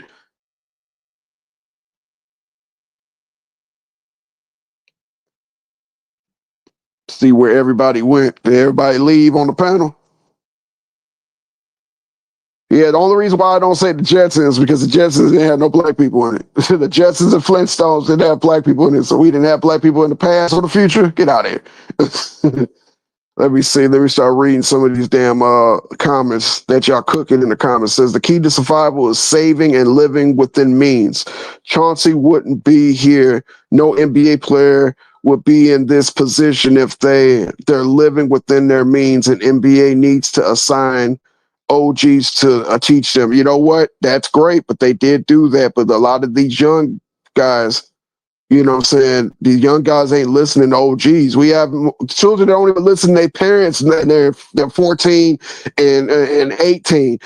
You give that 18-year-old or 20-year-old millions, they ain't listening to their damn parents.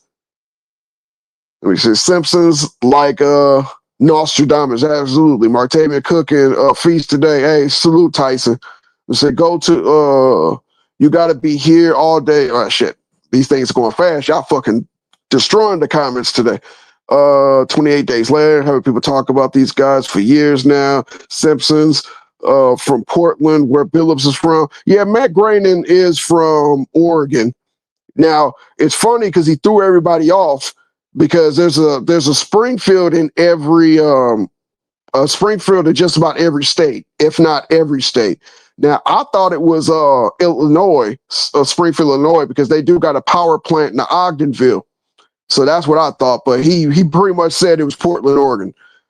He said, I ain't got no sympathy for nobody who do that came about the gutter and made it and lost it all doing some stupid stuff.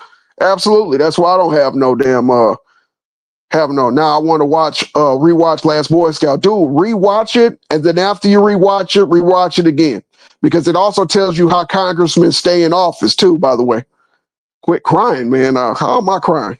Or maybe you said that to somebody else, but I ain't crying. Let me see. Was also really good. I heard about it, but I never watched that movie, Peachy Brown. Maybe I need to put that in my rotation. Predicted programming, absolutely. Me too. I thought it was Illinois, absolutely. I'm from Missouri. I'm from St. Louis, so St. Louis and Springfield is just a 45-minute drive. But when I was always in Springfield working, I was like, damn, they got a power plant. They got an Ogdenville. They even had a Quickie Mart at one point. If you are poor and do white collar crimes, I get it. But ain't no NBA player from recent times. Absolutely. You can't be doing shit like this and don't think that you're going to have to pay the piper. Can I get a link, fam? I don't have the link. Ticket got the link. If I had the link, I definitely would drop it. So it's just like Cyberpunk. Okay, I know my son plays Cyberpunk. We're going to have to look at that movie. Now they talking about Three-Eye Atlantis alien shipping coming December 14th. Oh no. Yeah, everybody smash the like button. A Manchurian Candidate. Now, see that movie right there kind of pissed me off because it kind of put a few things in perspective. But yeah, that's another movie. Another one with young Sandra Bullock, The Firm. Or was it The Firm? The Net. I'm sorry, it was The Net. The Net. That's another movie. How they cut her water off because she had information. You can scroll up to get the link, but ticket, I gotta let you in. Yeah, absolutely. The link's still in the stream, but if you tap it and go backstage, text, let Ticket know you backstage. He checks it and lets people back in. Dude made too much money in the NBA for being stupid like this. Absolutely. CIA introduced drugs into the projects. Keep that in mind. Whites don't gamble. Nah. Look, what the hell do you think Reaganomics was, everybody? Look up Reaganomics, and that will let you know exactly they had a 25 to 35 year plan. Not because of what you think. They wanted to get that land. So when you put drugs in, and it was only specific inner cities, it was specific inner cities, and they had that in plan ever since shit, I want to say the 70s. It took hold in the late 70s, early 80s, and then when the crack epidemic became just out of control, then the exact same regime, which is the Reagan regime, came out with say no to drugs. How the hell are you going to say no to drugs when you're pumping that shit into the inner city at a maximum rate?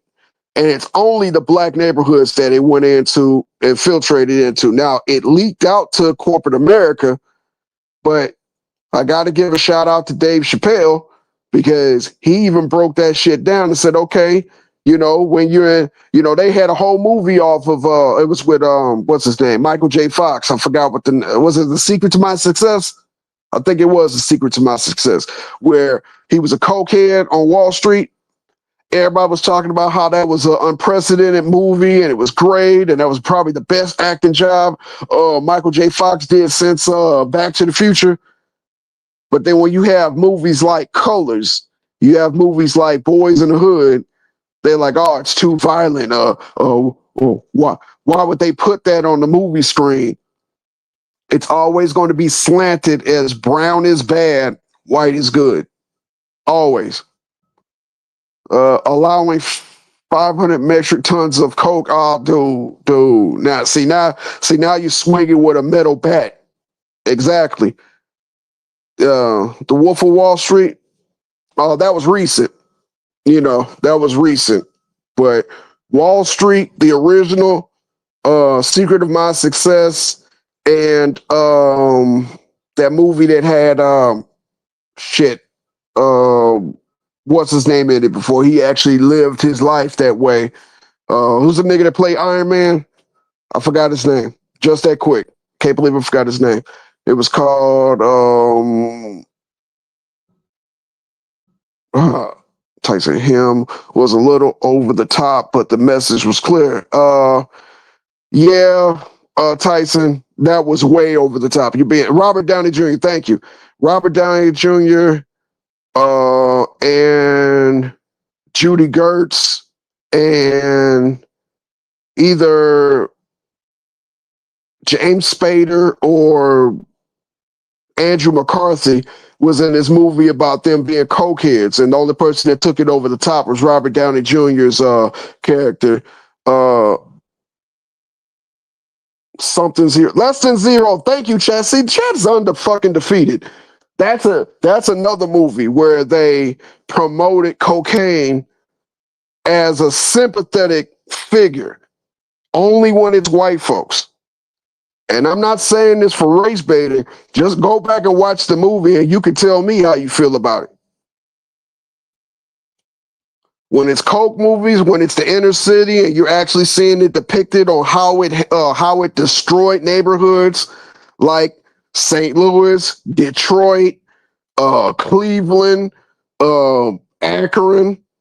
I have some friends from Cleveland and Akron, grown men, that was telling me they were in the game back then and saw how beautiful neighborhoods, even parts of California, a lot of those Chicago, a lot of those places I've watched. And just to give you an example, because I didn't grow up in California, I didn't grow up in Detroit, I didn't grow up in Chicago, I grew up in St. Louis. I watched my city go from places being beautiful, multicultural, to turn it into a fucking zombie land in less than 5 years.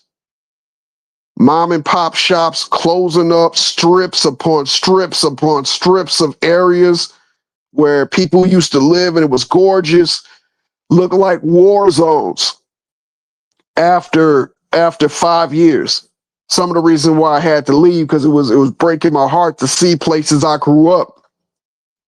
I remember there used to be parks on every subdivision where kids were always used to go and play and have good time, and now they start tearing parks out, and only thing that's left is a bench, overhang, no monkey bars, no swings, nowhere for kids to go hang out, nowhere for kids to go burn off some of that energy. So what's left? You suscept them to the dope game. You suscept them to, as kids, we stay around the group. You know what I'm saying? We stay around the group.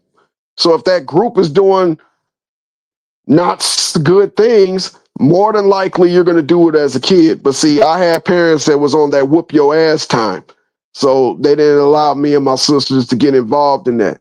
And I had a lot of examples of what not to do. I had cokehead, meth head,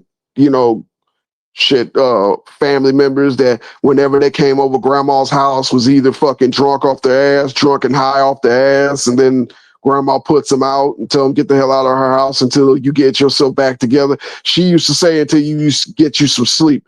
But, all of that destroyed neighborhoods.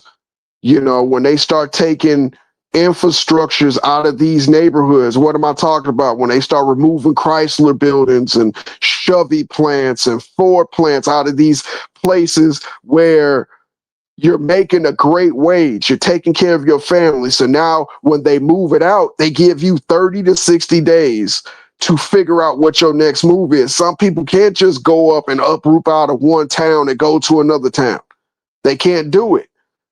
They try to find another job. They ain't making the same wage, but they steady pumping this shit into these neighborhoods.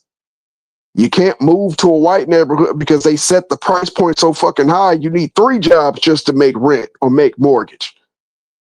I remember back in the early 90s, not only did they look at your background of what you did for a living, but they checked your credit score. Like if you wanted to find the same 3-bedroom 2-bath apartment or house on one end of the city versus another end of the city, then they'll be like, okay, we accept you, but we're going to need 3 times the rent for security deposit and 3 times the rent for first and last so that we're not out anything. You know what I'm saying? Those things devastate individuals, especially when they're trying to, do 9 to 5s.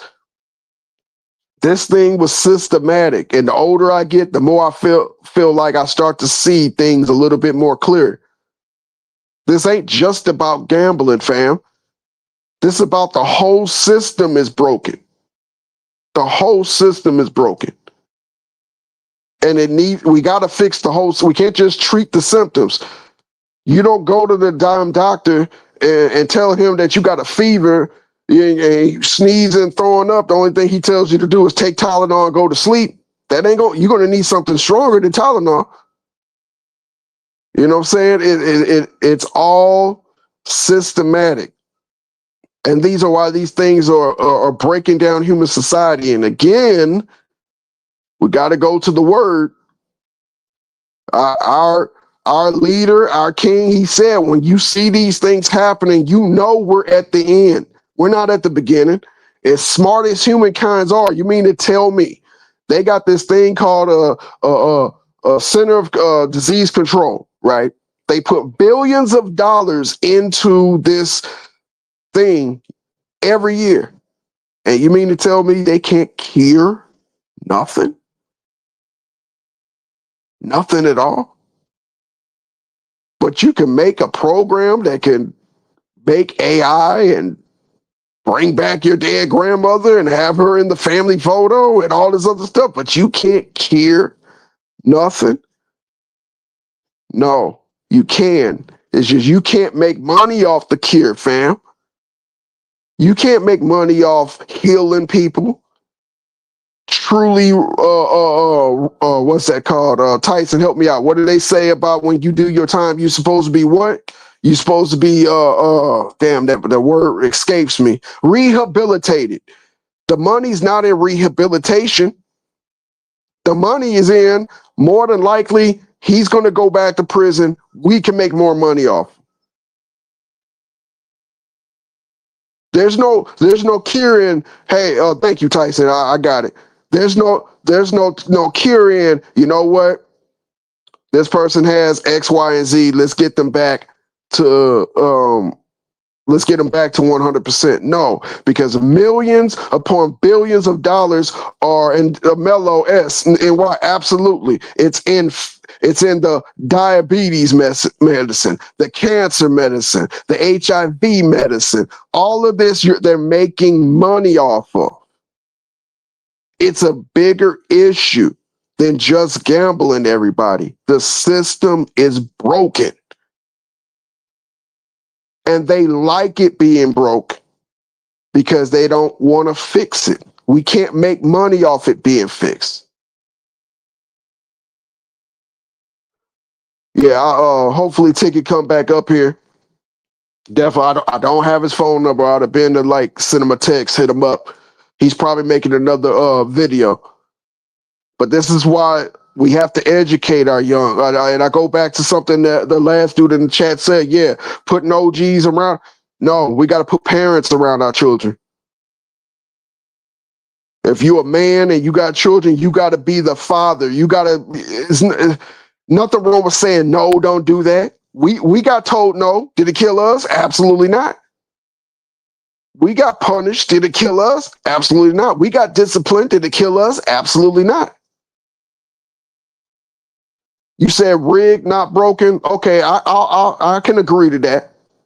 We have to teach our children this is what the game is. This is how you beat the game. This is how you stay away from the game. You got daughters, you got precious daughters.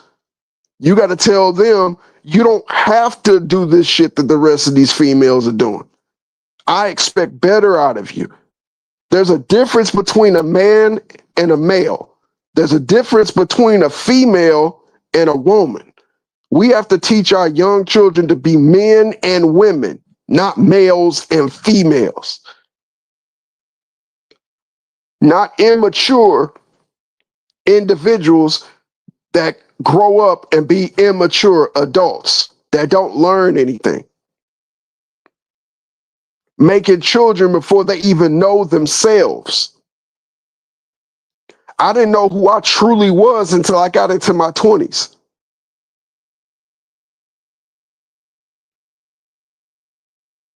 You got to look at your daughter as a precious thing.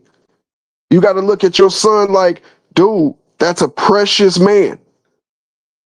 But if he's watching you do those things, guess what? We don't got to tell our children, don't do that, do this, do that. They look at what we do and they imitate us. So if you out there dropping it like it's hot or giving your dick away like it got a digital coupon, guess what? Your son looking at that.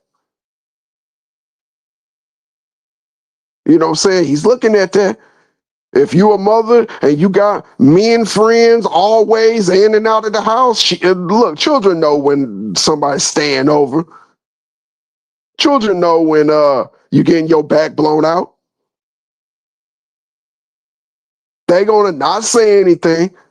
They consider you mom, but that young lady is gonna imitate what she see mama do. So when she's 16, 17, 18, and she's doing the same family business thing, you can't be up there calling her out for her actions because you taught her. We teach our children our bad habits. We got to correct our bad habits and teach our children right. You're not going to be a perfect parent. I'm not a perfect parent. I wish I was. But you know what I try to do? I try to be the best example I can. I tell my children, a lot of my children are grown now, but I still got 2 teenagers left. And I tell them, I know I'm not the perfect man, but look, I need you to learn from my mistakes It was wrong when I did this. It was wrong when I did that. I don't want you to know what that consequence feels like. To hell with AIDS and HIV and C-19. The biggest pandemic that is circling around the world as we see today is regret, because there is no cure for regret. You can only prevent it. Regret is non-curable, non-negotiable. And you do not want your children to know what regret feels like. They're going to have their regret, but you want to minimize it as much as possible. When I look at my 18-year-old, I look at me. I remember, I remember when I was acting like that. I remember when I thought like that. I got to shut that shit down. And I sit them down and I talk to them. I level with them. I don't lie to them. I level with them. If you keep up what you're thinking, you're going to take this shit into your damn adulthood. Shout out to Tyson in the chat. I'm tired of these damn kids. I wanna gamble and I'm start some reckless spending habits.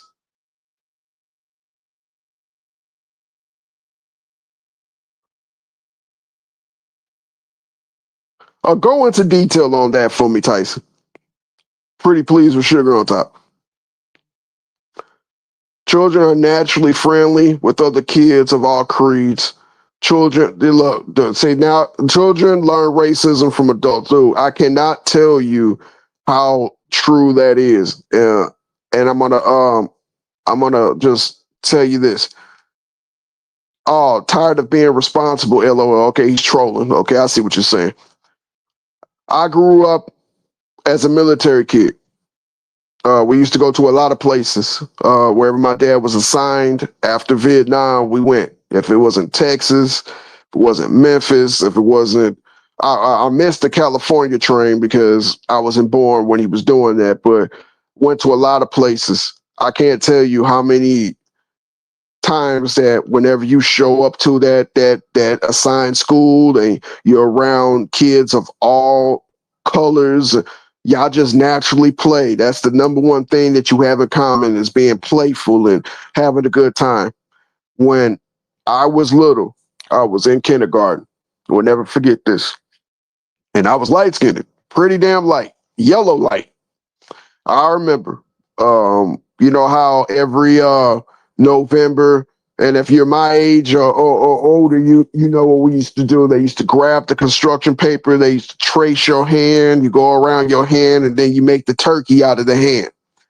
So the teacher goes around the class giving out construction paper. I just grabbed, because I was high yellow when I was little, really high yellow. I don't have no pictures. I'll show you. But I grabbed the yellow construction paper. And then she was like, "What you doing with that?" I was like, "I'm getting ready to make my hand." She snatched that yellow piece of paper out of my hand and threw me down, not the brown. She threw me down the black, the midnight black construction paper. And she said, "That's your color." And she walked off. Now, me being a kid, I didn't catch the reference. I didn't. But I made the turkey with my hand. And then, of course, after November's over with, they let you take the shit home. So I took it home, and then my mom's looking at my homework, and she sees the turkey, and she's like, "Why the hell is this damn turkey pitch black?" And I'm like, "Oh, my teacher said that's my skin color." And then my mom looked at me like, "What?" I'm like, "She said that's my skin color." She's like, "Come with me." She grabbed that damn turkey. We went back up to the damn school. Now, my mother's light skinned and my mom's mixed, but mother's light skinned. At the time I was around her same color. And then she went to go talk to my teacher. She was like, "Who the fuck told you to tell my son that he's black? This color black?" And I remember, yes, pitch black turkey, absolutely. She was stammering and backpedaling out of it and this, that, and she told my son, "Well, that's the only paper that I had." And my mother and her had a whole issue about that. That's when my mother talked to me about race at 4 years old. Remember it like it was yesterday. I didn't know what black and white was. I wasn't tripping off of it. If you was my friend, I had a friend that used to live up the street. His name was Andy, my best friend in the world. We used to always, mimic Transformers. I came up in the era when it was Cops, the animated series. That was my shit for when I was little. We used to always like mimic the episodes of him. And then he was a white boy, little white boy. I was always cool with me. I was always cool with him. Now there was Sonny down the street. He didn't like that me and him was hanging out. And he told me I need to hang out with my own kind. I'm like, what the hell does that mean? The hell are you talking about? We learn this shit. We're not born seeing color, man. When you go into those nurseries with those beautiful babies that are just born, those babies don't know what the hell they are. They just black. I mean, I said black because I'm reading the comment. They just born and they just want mama. It says I'm Black Irish. On both mom and dad. I know, man. Believe me, absolutely. My mother is mixed with Jewish and Navajo. When I met my grandmother, who was Navajo, she had the most blackest skin. No. She had red skin. She had the reddest skin, and she had the most pitch blackest like hair. And she was in her 80s the last time I saw her, and they were brushing her hair with a stiff brush. She put it into two big long pigtails. And my grandmother, very light skinned. Everybody on my grandmother's brothers and sisters, there was 14 of them. All of them were various shades of light skin. Me and my sisters, my dad who's black, from Memphis, Southern, Nigga, grew up poor, fell in love with my mother. My mother was light skinned with red hair, go figure. And when I start having children, my two youngest sons, light skinned, red hair. You know what I'm saying? And now that I look at them now, I'm like they favor how my mother looked when I was as far as the light skin and the red hair. But yeah, we found out that we have all types of ethnicities in our lives. You know, what did Mike Miller say? He was country before country was cool. My dad, he'll be 69 in December. This nigga is still country. Yeah, I get it. Speaking of my dad, yeah, he still has a pickup truck. Still has that Memphis style, even though he lives in Wisconsin. Still Memphis through and through. This is the type of man that will sit up there with dinner and just eat a tomato, and I'll be looking at him like, "What the fuck?" He's like, "That's what Southerners do." I'm like, "Okay, Dad, you got it." But yeah, we didn't know nothing about race like that. We didn't learn it until we were told what side we supposed to be on. It's crazy. Let me go back to Big Boy Bentley. Says public education is like a prison preparation system. Look, I'm glad you say that. That's why I homeschool my boys. Seriously, a lot of the things that you pick up in school, your parents be asking you, "What the hell you learn that from?" "Oh, I learned that from school." And nowadays, I didn't want my sons to be learning certain things at school that goes against our principles. I was there when they were born. I cut the umbilical cord. I saw two balls and a stick, and I'm like, "You're a boy. I don't want nobody telling you that you're something else besides what I saw you come out of your mother's ass." And if I knew how powerful homeschooling was, we would have homeschooled all 5 of our children. But that goes back to what we were talking about before. As a parent, your education to your children has to be on point. My mother is chocolate with long black hair, and my granny passed for white. My family different like yours too. We have red hair cousins. And I forgot the freckles. Absolutely forgot the goddamn freckles. It's like red hair, light skin, and freckles is like they go together like peanut butter and jelly. but yeah, the freckles. And I tell my youngest son, he got a lot of freckles. I'm like, man, all those are is just cocoa dots. That just makes you different, makes you a loving man. Shit, I don't got freckles. As I get older, I'm getting like facial moles or tags, whatever they call it. That's because I'm an old bastard. But you know, he has a lot of. He's a beautiful young man, and I love that dude. I'm like, don't be mad at that red hair and freckles. You can get the type of breezies I could just dream of and shit. I had to practically do magic tricks to get a goddamn girl's phone number. This nigga just has to just show up, and they're like, "Oh my god, he's got freckles and red hair." Goddamn. I'm not jealous. I'm just hating a little bit, but that's besides the point. Let me see. Say it's a productive line. Most schools were farmers or former prisons with no windows. I heard about stuff like that, and so I agree with that.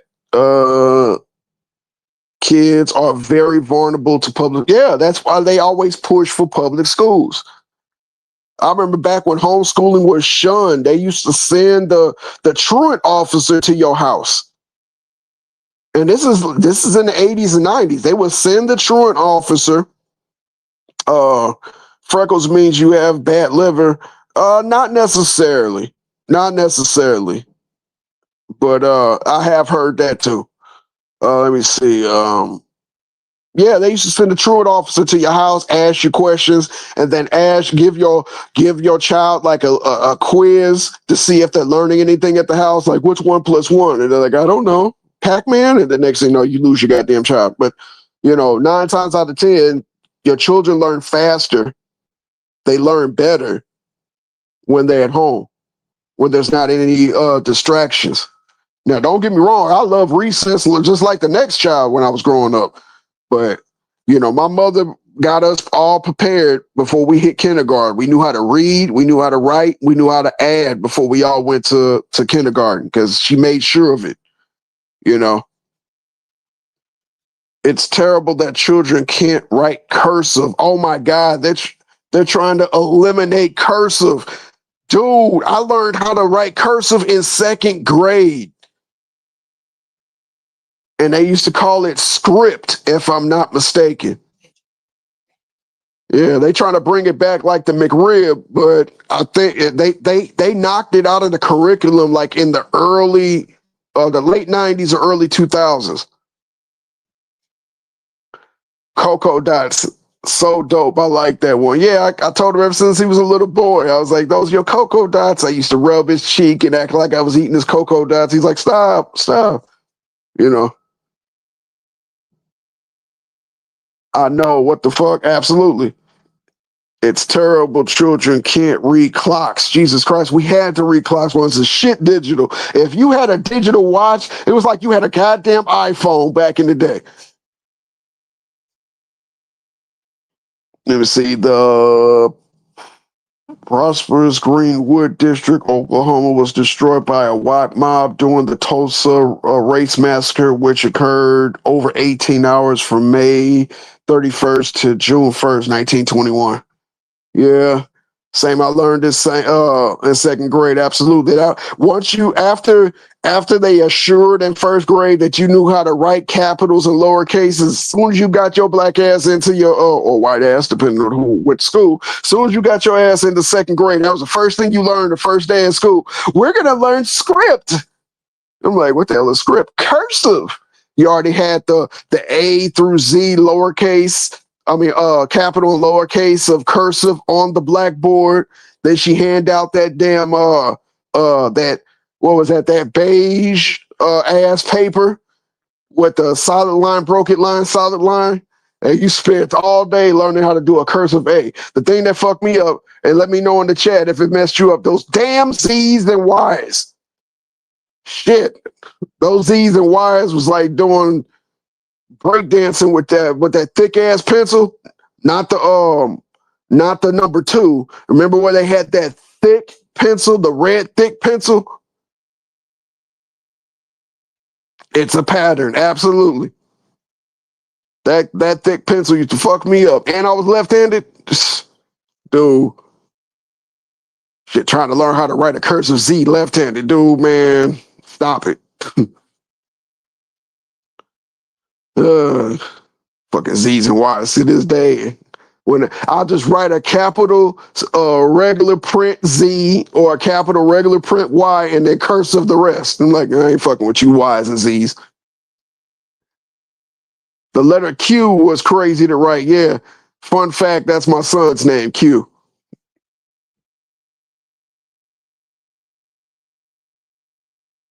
Absolutely. All of that shit used to fuck us up when we was in school. But it made us better writers. It made us, especially when you write a love letter in cursive to some breezy. Oh my God. Stop it.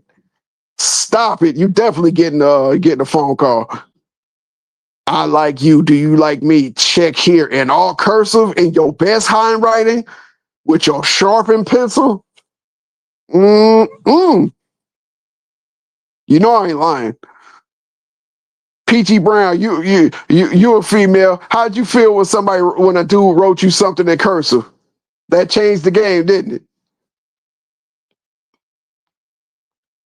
Yes, we could write our names, read, and all.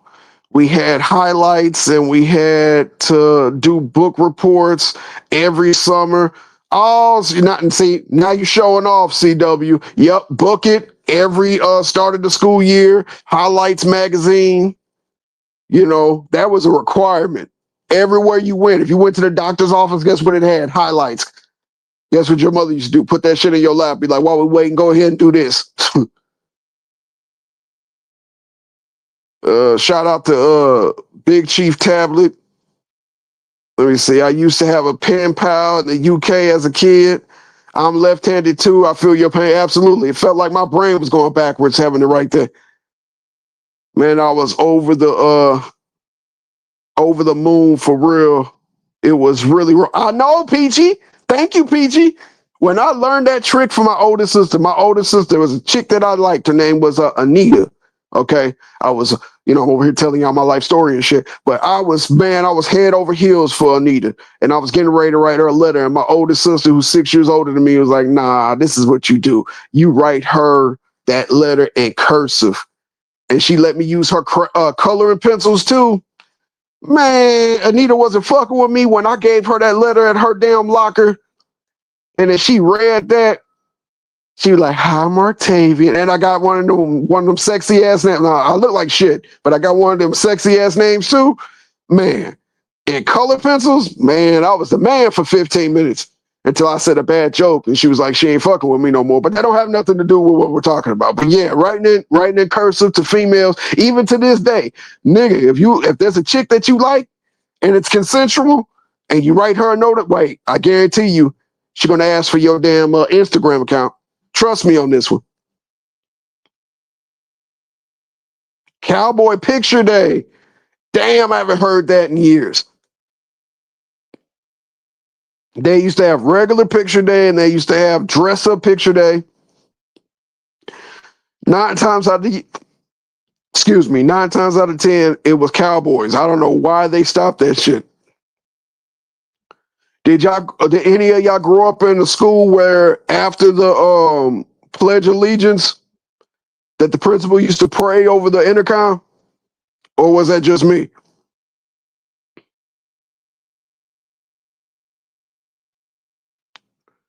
Bike rodeo, hell no. Yeah, that's why I love those damn BMX bikes, man. I remember one kid wore some Boy Scout outfit for picture day. Absolutely. Absolutely. Anybody that was in the Cub Scouts and Boy Scouts, they used to bring their uniform like that was going to get them a high five and shit. Man. Pen pals, I remember that. Sometimes your pen pals was like in another class on the other side of the school. I was in school when they prayed. Absolutely. I'm an 80s kid. I remember first thing they used to do, pledge allegiance, pray, and then they do attendance for the lunch order. And then they have one of the representatives come get the lunch order right after you take attendance. And then when we start getting in like fifth grade, sixth grade, seventh grade, eighth grade, they used to have you they used to give you out lunch tickets. And then you go to the cafeteria, you get to pick what you're going to eat. Man, those were the days. See, we had advantages that our children don't have. We knew how to be social, you know. It was only, it really was in 1999 where everything kind of changed after the Columbine. People didn't know how to, you fought your bullies. You didn't just get bullied. If somebody was trying to bully you, as soon as y'all get outside, y'all handle that shit outside. If that shit has to wait until we get off from school, that shit's gonna have to wait until we get off from school. And then we can keep doing it until we settle up. Now, one thing me and my wife was talking about, check this out. How many times have you beat somebody's ass and they end up becoming your best friend? Let me know that. Yeah, we got to pick our food when we got to 7th and 8th grade. They had pizza, nachos, tacos, cheeseburger. And then they have the regular scheduled lunch, Like the white kids used to always go crazy whenever we had chicken and dumplings. I'm like, your mother don't know how to make chicken and dumplings? No, my grandma only makes them. Like, well, I don't want chicken and dumplings because we literally had this Sunday. I'm gonna go with those tacos. Tacos, nachos was like I used to get tacos with cheese fries because I was young and I could burn that shit off playing basketball. After I eat my tacos and cheese fries, go out there and get a good game of bucket before the damn light go off. I'm Latino, not black. Okay. I think schools down south prayed. I'm up north, never heard it. We went to Catholic school, so it was prayer en masse. Well, I was in the Midwest in Missouri, and they prayed. They stopped it literally in like 1989. You didn't hear no prayers in school after that. Cookies and juice at the end of the day. Look, my elementary school, especially in kindergarten, was donuts, big donuts and milk or juice. My first real fight, nigga stole my mongoose and spray painted it. My big brother said I had to go take it back. Absolutely, Tyson. It was like you had to stand up for yourself. What's up, Shar 69 Jones? Where at in Missouri? Tyson went and got his ass whooped and never got that damn mongoose back. How'd that make you feel, Tyson? Your first fight, you lost in overtime. You put up a valiant fight, just like LeBron, but you lost though. And see, not your mongoose. They made food in cafeterias, not in heat ups. Absolutely, had lunch ladies, lunch men. You know what I'm saying? You can get a juice and a milk, or you can get two juices or get two milks. And every time you was thinking about that cold chocolate milk, guess what? That shit was gone. Especially Prairie Farms chocolate milk. Prairie Farms chocolate milk, KC. Okay, you're not that far from where I was from. So yeah. Absolutely. Tyson don't sound like Mike Tyson. Tyson sound like, Tyson with the good hair. Well, he a good man. I respect him. My first fight was on the blacktop, ended up being my brother-in-law. Hell, that's what I'm talking about. We laugh about it every time together. Chocolate milk. Yeah, don't sleep on chocolate milk. Chocolate milk before recess was like doing an 8-ball of shrooms and shit before going out there and doing playing basketball.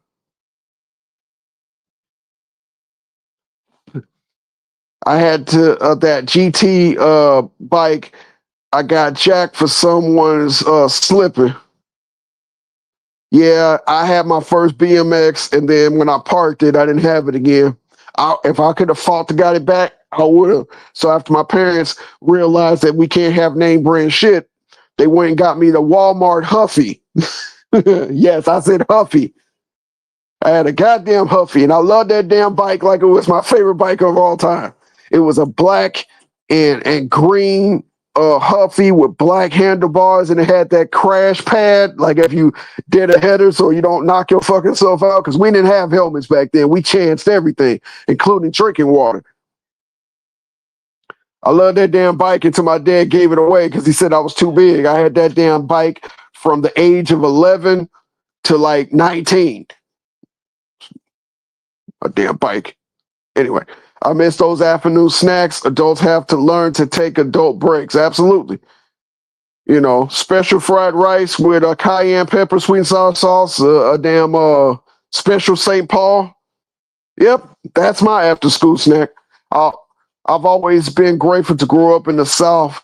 I would rather see blatant racism out front than have it hidden by but still obvious. Yeah, blatant racism is a little bit more tolerable than that, you know, behind talking behind your back, or then they accidentally let it slip when you was trying to give them the benefit of the doubt. Yeah, that's crazy. Europe is cool, but Brazil cheaper, less racism. Brazil got some wonderful history, man. Seriously. Huffy were raw as hell. Yeah, Huffy was, but if you had to if you had to pick between BMX and Huffy, Huffy is not going to get picked. Everybody wanted the BMX with the plastic rims and the different colored tires, man. The fucking BMX. Yeah. I'm for a vacation every 6 months. Me too. But usually it's a staycation. Mongoose was the Benz of bikes, though. Okay, so if Mongoose was the Benz, then BMX was what, BMW? So what was Huffy? The damn Geo Metro, the fucking 3? We had Mongooses. I had a red one. Yeah. We never got sick back then. We would be outside like weather don't matter, playing in the snow. I used to ride my bike in the snow. I used to fall, but you know, I had the snow to cushion my fall. I loved it. You know what? It took me a while to learn how to ride a 10-speed. Blue GT bike with the white mags. Now I'm AJ Matthews. I'm so jealous. I remember now with the white mags, did they have the white tires on it? Or did it have the blue tires on it? How was those mags on them? We never needed water like today when playing all day. We had the hose. That's why we didn't need water. We always had hose water, which is delicious in its own right. We were Cosby kids. We created a basketball court, make bikes, etc. Absolutely, we were resourceful. Anything could turn into a toy. Anything could turn into a hoop. Don't fuck around and accidentally find one of them plastic milk crates, kick the back out of it. Next thing you know, you got a hoop. My dad didn't go for it. We bought my BMX bike from Sears. Oh, now he bringing up Sears. Oh, shit. My mom used to work at Sears. I had to walk to school while snow at the age of 8 in New Jersey. Shit, you just built different then. I had a paper route, used to deliver papers off my bike. Yeah, I remember those days. Damn. Yeah, I got GT Perform, was hard too. But did you get that bike back, Tyson? Don't act like I didn't ask you that question. Did you lose in overtime or did you get that bike back? So cold, hose water, it was great. Absolutely. Now you let it run because the part that was sitting in the hose in the sun, you know, that shit's gonna be like hot dog water, but you let it run a little bit and put that shit up to your lips, ice cold fucking hose water. Get you back right. That was ghetto Gatorade. The tires I had, white side walls. I stole that bike from 7-Eleven. Shit. Bro, we was different in the 80s and 90s. Absolutely. We had to entertain ourselves. Not everybody had Nintendo. Not everybody had Super Nintendo. We had to do what we had to do. Montgomery Ward, stop it. Stop it. Stop it. Don't bring up Montgomery Ward. Don't bring up Woolworths. You know what I'm saying? Where I was, it was River Roads, Woolworths, Montgomery Ward, Northland, Jamestown, Northwest Plaza, before the rebuild, West County, South County, Mid Rivers, and Wentzville Mall. We all, you know, grew up around. Absolutely. Ghetto Gatorade. Absolutely. Shit. Is it in you? You didn't play freeze tag for 5 hours. You're like, okay, we got to stop and take a water break. Then what do you do after that? Everybody gets hose water. Let's put our foot in and see what bubble gum in a dish. We're playing Shit, what else? We got the freeze tag. We used to play hide and go seek. And don't get the neighborhood involved. There are some niggas missing now, still thinking they getting ready to get caught. Neighborhood hide and go seek. It was easy to climb a damn tree. Where all my ladies, those double dutch competitions will get heated and out of hand. There's been many slap fights because my sisters was in those things. There was 3 of my sisters, 1 of me. I was with the guys with the bikes, basketball, freeze tag, Foursquare. Yeah, Foursquare used to turn into like handball. You know what I'm saying? There were plenty of people got beat up playing Foursquare that got out of hand. Bro, you know I got that bike back. Yeah, you got that bike back at your 14th birthday, but you didn't go up there and put in no work. But you want to know something? I probably think you did, because me and you the same age. You know, you probably went up there and knocked on his forehead a couple of times and took his bike back and his wallet. $1.50 at the store for a big bag of snacks. Look, there used to be this thing called penny candy, everybody, if you're listening at home. And then they used to, like, for 5 cents to a quarter, they would fill up a small paper bag of various varieties of candy. Back when now and ladies used to glue your damn jaw shut. The shit, what's the name of them? Jolly Rancher sticks, Jolly Rancher minis. You know what I'm saying? Chiclets, Sicklets. Let me see. The shit that turns into Alka-Seltzer powder. Was Sweet Tarts. Hated Sweet Tarts. Sweet Tarts was basically Rolaids and shit that they tried to mask off as candy. Candy necklaces, candy rings, blow pops. Back when they were huge as fuck. Until they shrunk them. Tootsie Roll Pops. I like the blow pops more than the Tootsie Roll Pops. And then you had the Tootsie Rolls. Then you had the fruit flavored Tootsie Rolls. Chick Sticks. Fruit Dip. See, y'all know what I'm talking about. Candy cigarettes, candy cigars. And the candy cigars are better than the candy cigarettes because the candy cigars is just a big ass thing of bubble gum. Kool-Aid straws, absolutely. We had so much goddamn sugar running through our damn veins. No wonder we became some of the best basketball players, football players of all time and shit. That's what it was. That's what we did. And then after all that is said and done, guess what? We got manwich to go back to and some tater tots and some more Kool-Aid. Yeah, things were just different. And if your mother didn't know how to cook, your granny knew how to cook. And if your granny didn't know how to cook, your auntie knew how to cook. I remember those fake gummy cigarettes or powdered sugar. Yeah.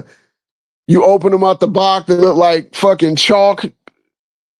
You try to you try to like bite into it, it just disintegrates in your mouth.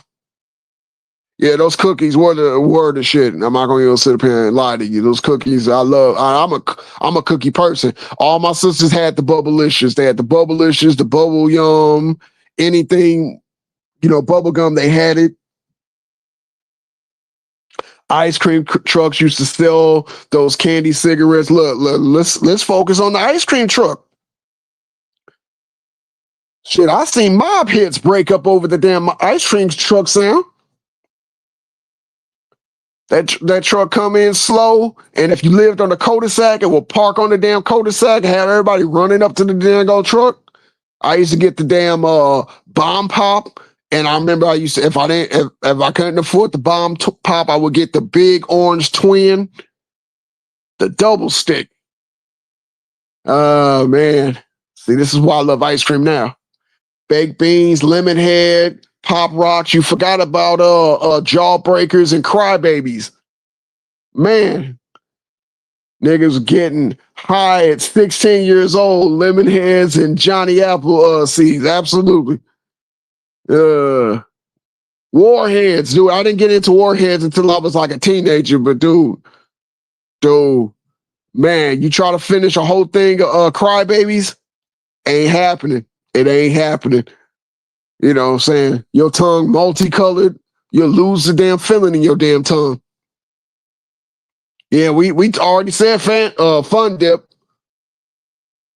Alexander the Grape. Oh man, y'all taking me back. What y'all remember Bonkers? Y'all remember that? That was my favorite until they made it disappear. Bonkers, Starburst, Skittles, uh Mars bars, of course Milky Way, Three Musketeers. Back when Butterfinger was bigger than anything, any candy bar in the aisle. It was long and thick. Paws, Red Hots. Stay away from Jawbreakers. Well, see, I'm not gonna get into that because anything I say is gonna sound sus as hell. So yeah, just stay away from Jawbreakers. Super Donut, Grab Bag, absolutely. Then Warheads had my face all bent. Dude, I had a Warhead right after I got done drinking the Sprite. Worst decision ever. McDonald's French fries from back then are unexplainable nowadays. Look, when they used to fry those French fries in beef fat and real rock salt, I know McDonald's fries are still good, but they're nothing like the GOAT area when, they changed in like 92 when they were like, we got to be healthy. No, I'm not looking for health when I'm going to McDonald's. I'm looking for comfort. Those fries, I'm telling you, I've watched relationships break up over somebody eating more of their share than McDonald's fries. Big League Chew, absolutely. Absolutely. Shredded tobacco gum. Cousin dyed her hair with cherry cola Kool-Aid. She loved Roxanne, Shantae, and MC Light. I still love MC Light now. But the figure 8 earrings, the herringbone gold chain. Okay, all right, you win. You win. She just took me back to all my cousins and best friends. Now, Big Lee Chew was good, but bubble tape was just as good. But the thing about bubble tape is that shit used to like last for 10 minutes. Fruit by the foot, absolutely. Tyson, I was just going to get to that. You eat the whole damn box and then just like leave it in there, an empty box, so your mother don't think that you ate it all up. And then when she like, who ate it all up? I only had one. Beginning of Hot Cheetos was a game changer. And when they had the Cheeto Paws, man, I was over the moon for that. I love this talk right now. LOL. Hey, just keep the comments coming. Thanks for a fun live. Gotta go now. Hey, shout out to everybody in the chat.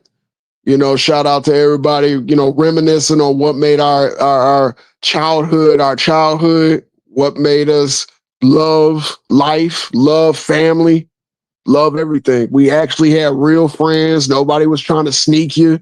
Nobody was trying to double cross you. When you have 3 or 4 people come over like asking, can Mark come out? It's probably the best feeling in the world. No lies.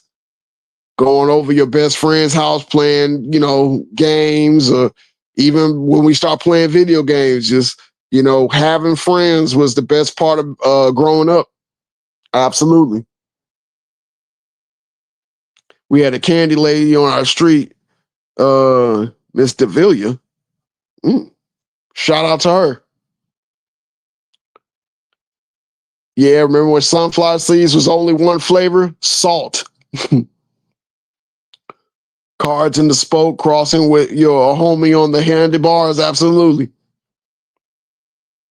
We used to throw Snickers in the freezer, yeah, and mess your jaw up trying to bite into that damn thing. Bazooka bubble gum with the comic, yeah. 9 chews and the flavors gone.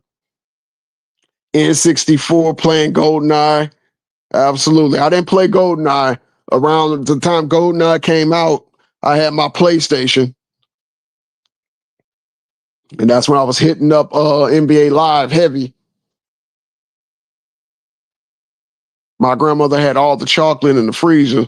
My grandma had all the damn chocolate in her room, which she always kept cold because she had her own personal air conditioner in there. And anytime we used to always try to figure out where the hell she get all that damn candy from. Yeah, what did happen to Cheetah's Paws? That was my fave too. Well, my mom used to work at Shop and Save. Well, actually, she started off at Price Chopper, but she worked at Price Chopper, and they used to have like this overstock cart. And I remember when Paws came out, they were 25 cents on clearance. My mom bought 2 bags, gave me one, and she kept one for herself because she wanted to try it. I ate that whole bag that first night and was trying to manipulate that bag out of her hand. She eventually gave it to me, but she went back and got 4 more bags of it, and I fell in love with Cheetah's Paws ever since then.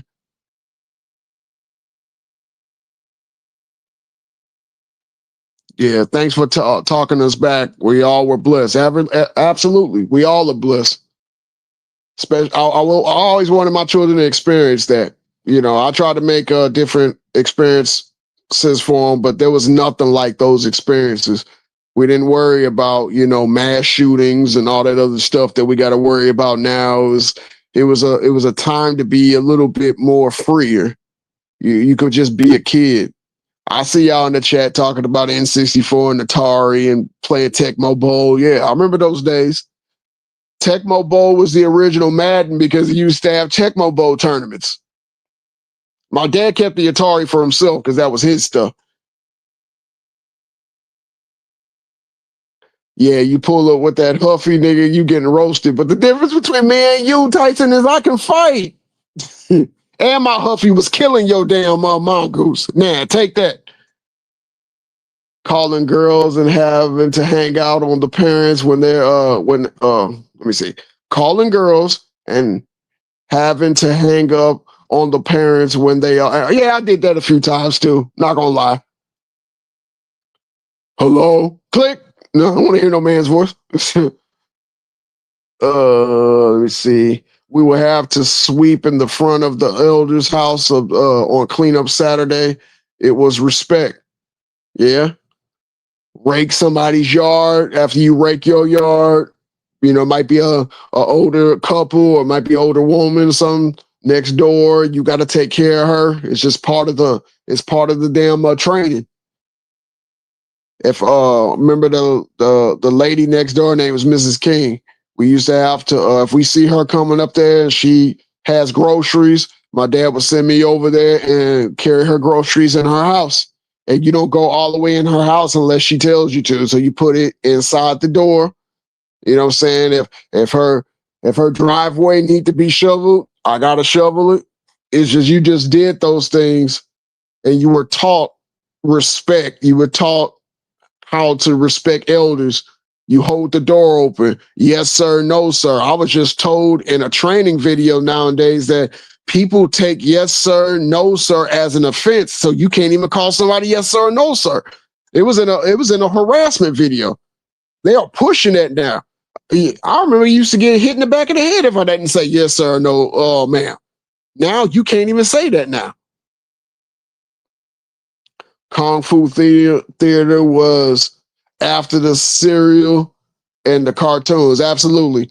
Like it would stop at about noon. So from noon to about 5 o'clock, Kung Fu movies, and then they'll start doing the made for TV movies, 5 to 7, 8 to 9. Yeah.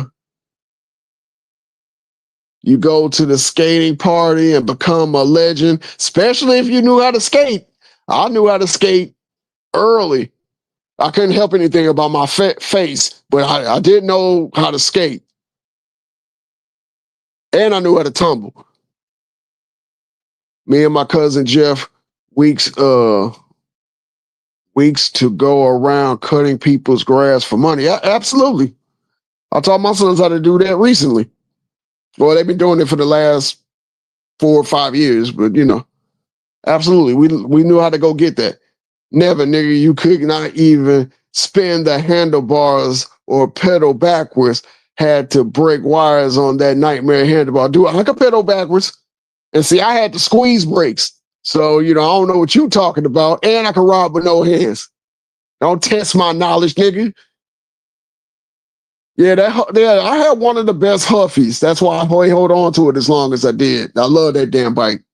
It wasn't a BMX, it wasn't a Mongoose, but that style I loved. Matter of fact, Tyson, to be honest with you, I bought the brake kit for it when I got a little bit of money because I wanted my bike to look like the BMX. How you gonna skip over a BET Uncut? Because I was a teenager and things were different. When I started looking at BET Uncut, I wasn't trying to hang out with the fellas at that point. I was trying to hang out with something thick and soft.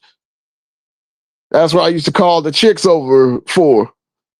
You want to watch a little love? What the hell was that called?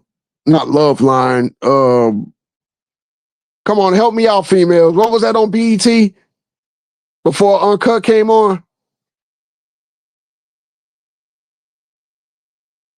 You know it. All the gang fights at the arcade. Absolutely. Only thing I got to say about that, Northwest Plaza at the Tilt. If you know, you know.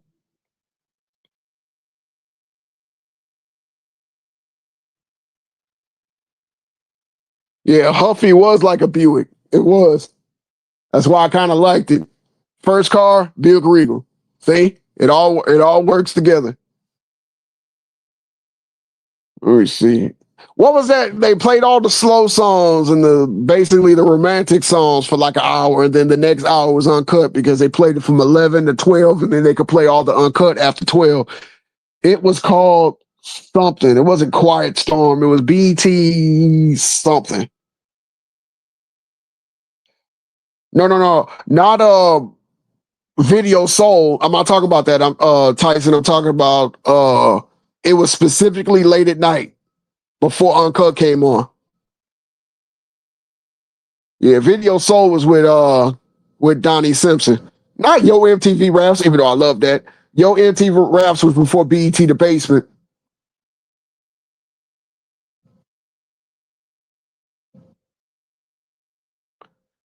I forgot, but I know exactly what you mean. Absolutely. Midnight Love. Thank you. Thank you. Thank you. Midnight Love, 11 to midnight, and then Uncut or midnight to about 3 in the morning. So it's like whenever there was a breezy I wanted to come over, I have her like a talker into coming over so we can watch Midnight Love together. And then she be over for uh, Uncut. It is what it is. Playing the first ticket at the car wash. Absolutely. 87 Cutlass. I ain't mad at you. Cutlass and a Buick, pretty much the same car, depending on what engine it had. And now if it was a Grand National, then it was but GM had that turbo V6 in the Malibu and in the not in the Cutlass, but they did have that 442 Cutlass. But that's neither here nor there.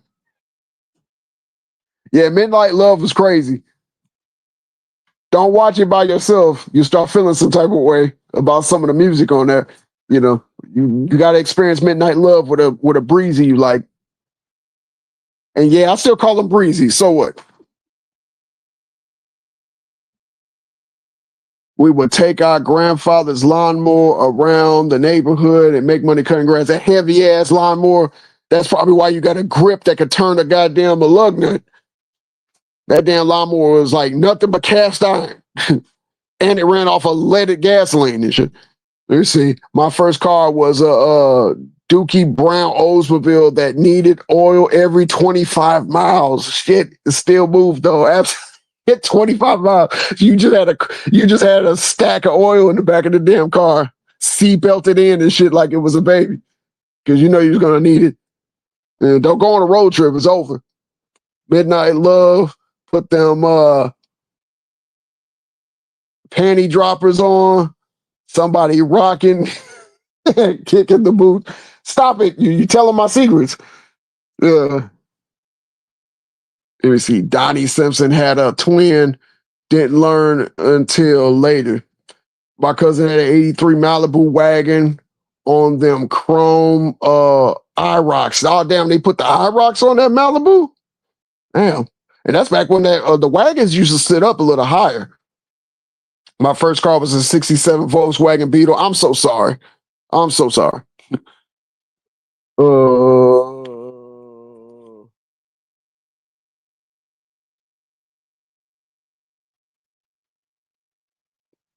Okay.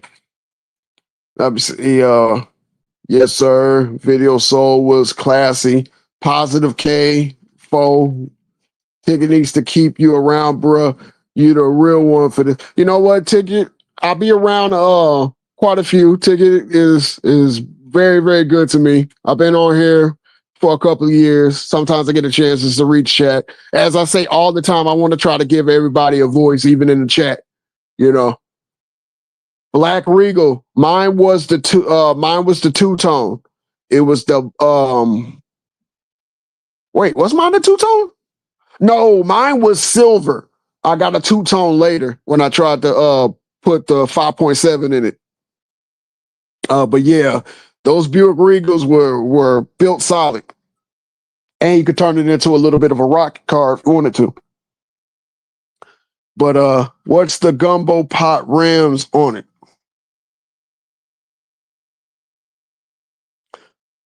Do you mean with the gumbo pot rims on it? 4Runner with the top that comes off. My neighbor had one of those, and that was probably one of his favorite trucks. He rode it in a snowstorm and he survived. He rode it down a whole embankment. My second was a Zuzu Samurai. I remember when they got a bad name because they was like, they're rolling over. You know, they're rolling over. Dudes used to put those Daytons on them. Somebody would try to call me while I'm on the stream. But yeah, they used to put Daytons on them. You know, those Samurais are better driven at slow speeds. My mom had a Buick Regal, black and silver. All the Mexicans tried to buy it from her. Yeah, those were those cars. They wanted to turn it into one of them what's your name cars that bounced. I remember having to talk to a girl's father before anything since like 80 years ago now. Damn. Well, shout out to you. Yeah, but that was just El Camino. So that was just the way it was. You had to talk to the father and he had to size you up, you know, scare you a little bit. My father-in-law tried to do that to me, but he's short and he looks like an Ewok, so I'm not scared of that. So, you know, I was just laughing at him. What you gonna do? Tie my shoes and shit? My first car was a 71 Bug with the Porsche cap. Broke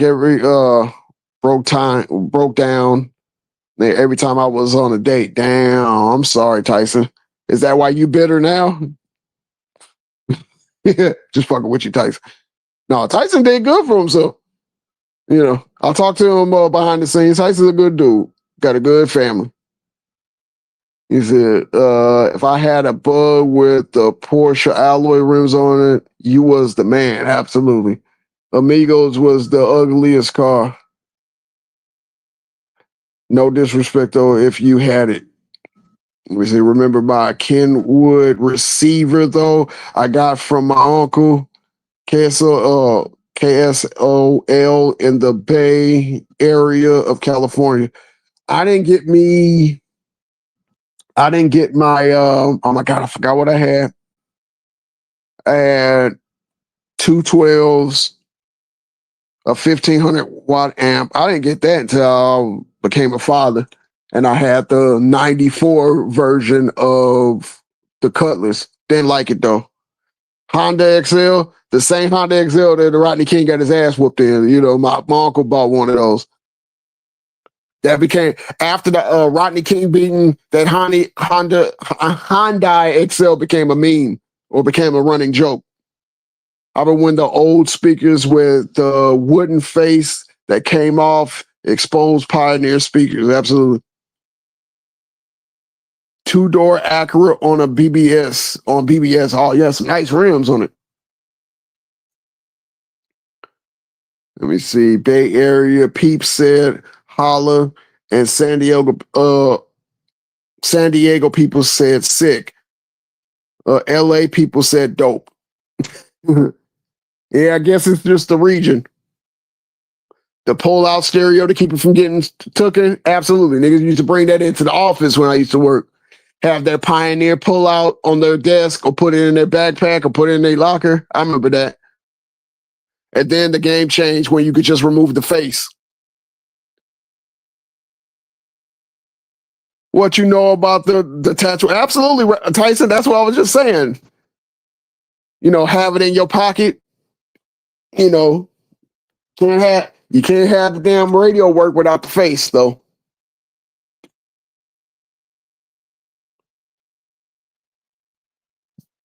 I remember when the Grand National came out, my mom sent me to the mechanic school in the summer, and then I had to work on one. Matter of fact, it's funny you say that.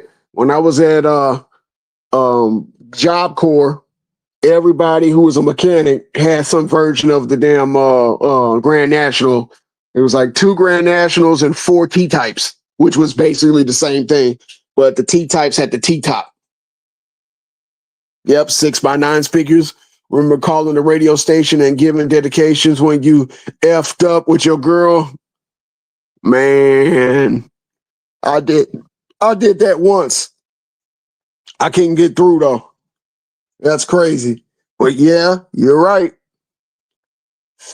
Look, man, it's been real. Shout out to the panel. I'm gonna have to get going. Shout out to Ticket TV. Shout out to Tyson. Shout out to PG Brown. Shout out, man, everybody that can't remember, Mike Miller. I even see Dion in there. Shout out to Dion, man. Everybody, thank you for your chats. Thank you for your walking down memory lane. You know, everybody have a great, wonderful day. God bless until we cook again.